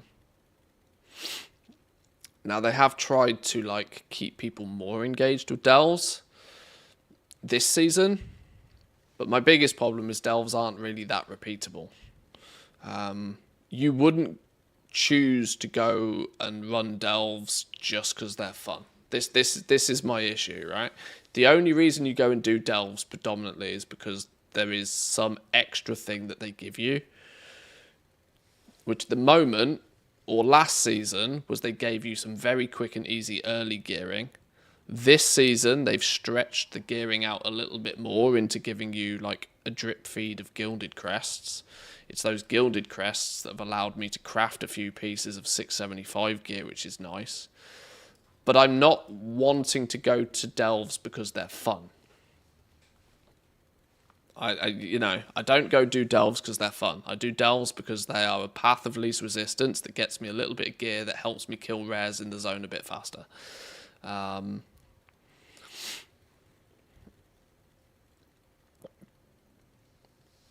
I much preferred the sort of Torghast style game mode. Now, before you shoot the messenger, my liking of Torghast was that each run was, or at least had the potential to be slightly different to your last run. Really, really, really strong on the replayability factor. Torghast just had its own problems though, being that, they forced everybody in it. And when you force everybody to go do a piece of content that they don't want to do, they resent that piece of content like you wouldn't believe. So they shot themselves in the foot with Torghast, is my opinion at least. If they hadn't forced everybody to run 2 runs of Torghast each week for their flipping legendary dust, they let the reins off trying to balance them, which was ludicrous. Who gives a about the balance in something like Torghast? It's a roguelite where actually by design you are meant to go burr occasionally. Need all this flipping balance business. The fact that they gave you, for the most part, 5 levels in Torghast, which was just enough for you to start ramping, and then you were finished. You had to start again. So anybody that's ever played roguelites will tell you that the least fun aspect of a roguelite is the repetitive first 3 or 4 levels when you're scaling up, you're snowballing. But once you're snowballing, it's the best fun you can ever have.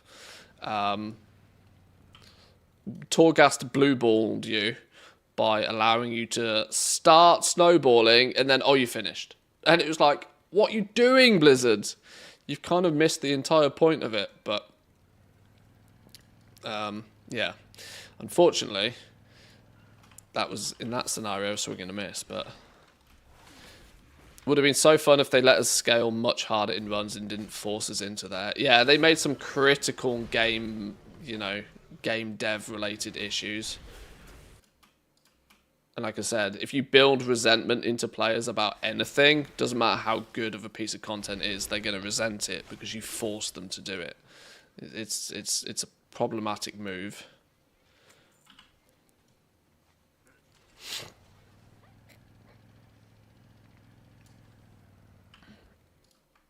I need Swigs and I need Nitro.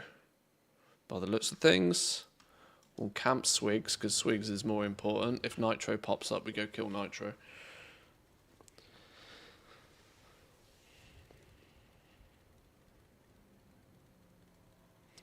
Just when it starts to get fun, you're finished already. The things you say sometimes, man. Get your mind out the gutter. Get your mind out the gutter. Totally true though, right? Isn't it? Absolutely. Just as the fun gets going.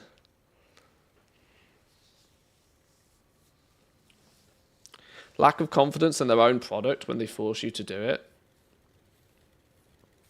Yeah.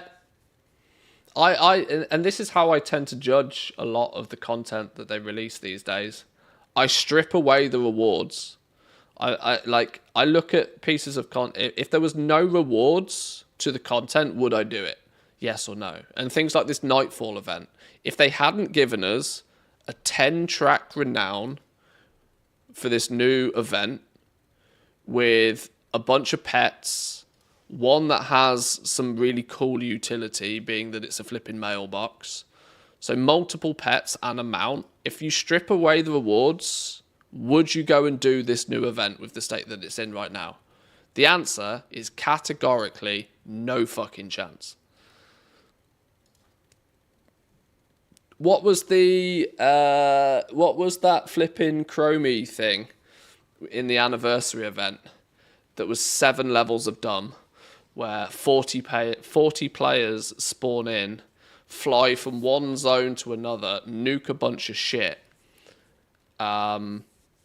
That wasn't absolutely peppered with rewards, and look how people viewed that, right? It's people get completely blinded sometimes by the rewards that they put in front of you. Blizzard knows this. This is why Blizzard does it every time. They slap 20 different rewards in front of you because they know that players are going to go out of their way to do it. But if you value a piece of content minus its rewards, or at least start to try and paint a picture of whether this is a piece of content that you want to engage in, take the reward structure away and then ask yourself the question, would I go and do this because it's fun to do? If the answer is no, it's shit content and they're incentivizing you with rewards to go and do it. It's like telling a kid to clean their bedroom when they really don't want to by telling them that they can play PlayStation for an hour after, or that, you know, they can have a popsicle.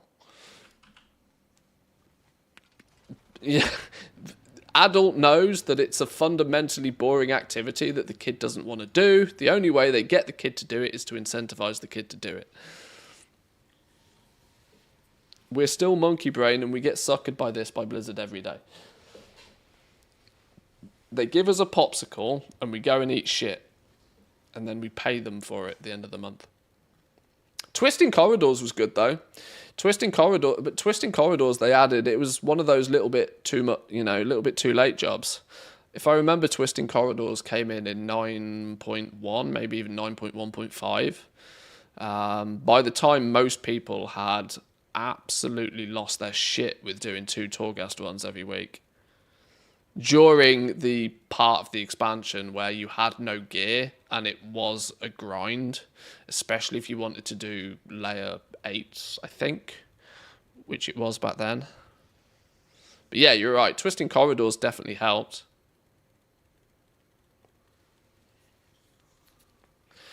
They set targets such as how much time players spend in the game instead of how much fun players are having. Yeah, it's a numerical metric versus one that is significantly more difficult to measure.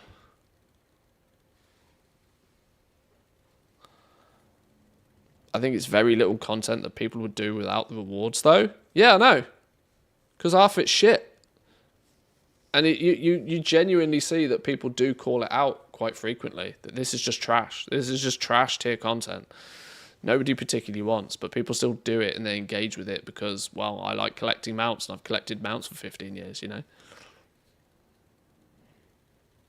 Oh, yeah, they put a mount on layer 8, didn't they? Yeah. Which then worked in the more. Yes, there we go. That was one of the reasons why people, people lost their minds over Torghast. I remember now. Yeah, see? Take the carrot away. Take the carrot on the end of the stick away. Right, where's Swigs? Where's Swigs? This is the last rare I need. And there's a strong chance that it'll be the last rare for the day as well. I've been playing... I mean, contrary to everything I've just said, I've been playing this game far too much today. I need to not play it as much.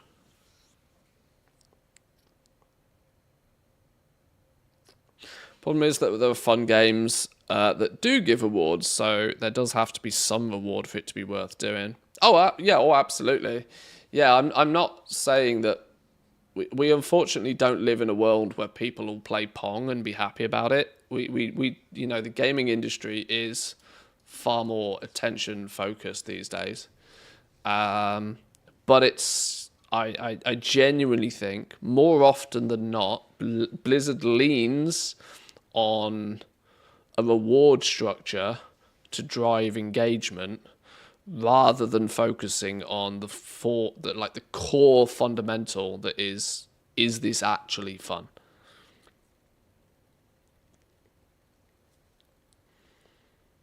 And occasionally, with things like Plunderstorm and with things like Mop Remix, we do see that Blizzard still has a lot of potential to make stuff that's fun.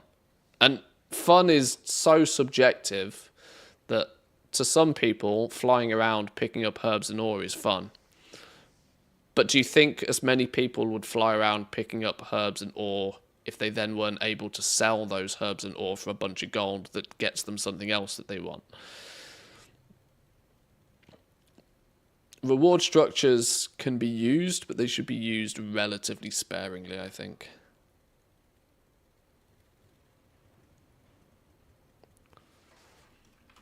or more sparingly than they are right now, honestly.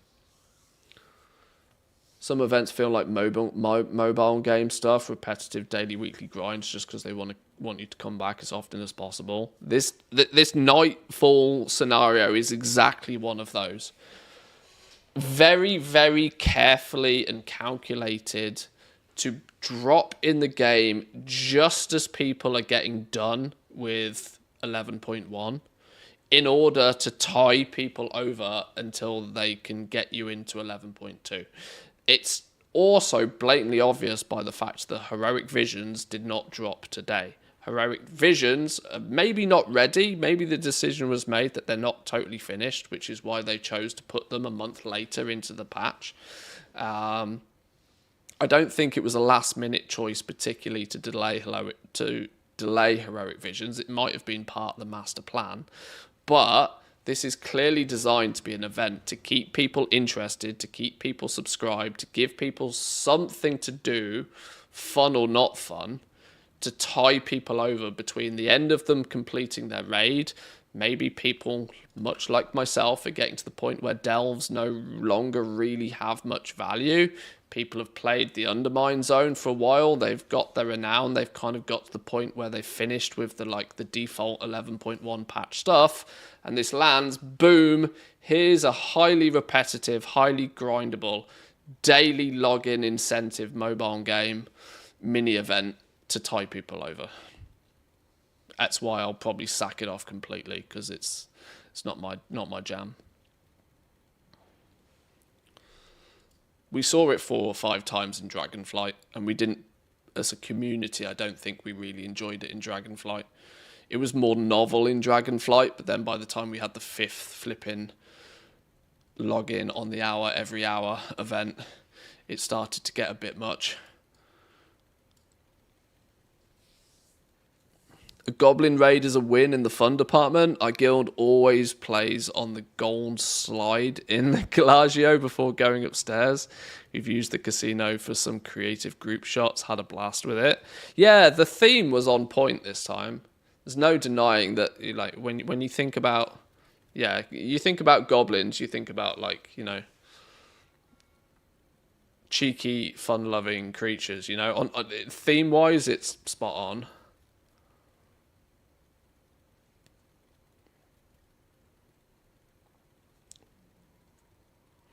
With all of the issues they had yesterday, can you imagine how much worse it would have been if everything was released as well? At least it would dilute the pain.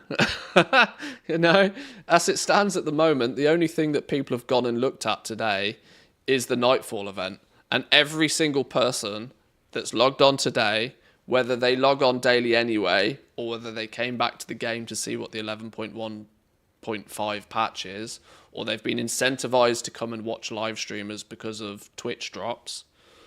Like, you know, whatever scenario that has been, every single person that's come back today has seen this Nightfall event and realized it's an absolute clown fiesta.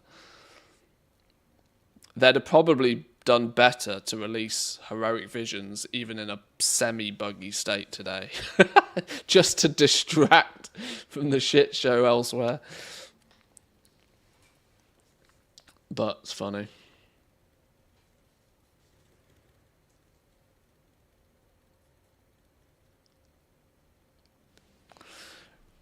Is Swig's going to spawn anytime soon? Clearly not, is it? Boys and girls, I've been playing the game too much today, as you can probably tell by my tone of voice. And I think it's probably safe that we call it here for the day.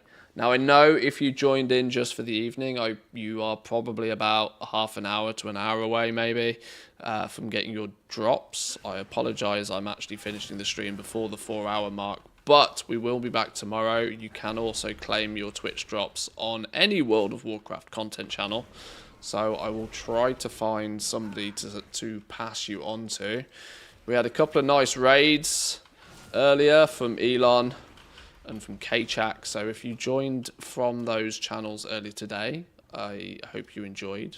If you are a regular that was returning, thank you very much. On 98%, I apologise. Let's see if we can find Is Bear still online? No way Bear's still online. Is Bear still online? Didn't I raid into Bear earlier today? Or did we send you over to K-Chak earlier today? Hey, we'll send you over to Bear. She's probably not streaming for that much longer. She's been on a bit of a marathon session today. Oh, she's deliberately doing a 12-hour stream. Oh, well, let's throw another 100-odd viewers her way then if we can. Bear is significantly more chill than me, so if you have come from K-Chak or Elon's stream, you may not be aware of Bear, but she's wonderfully funny, very genuine, and a lot of fun. So go wish her some love. We'll set the raid up. Bear's Adventures. She's been going over nearly 11 hours. What is she up to? Mad woman. She's just gone full-time streamer. So wish her some love. Enjoy the rest of your day, boys and girls. I hope to see you soon. Probably in about 12 hours' time, to be brutally honest. We'll throw the stream up again. Yeah, have a wonderful rest of your day. Thank you all for joining. I'll catch you all next time. Peace.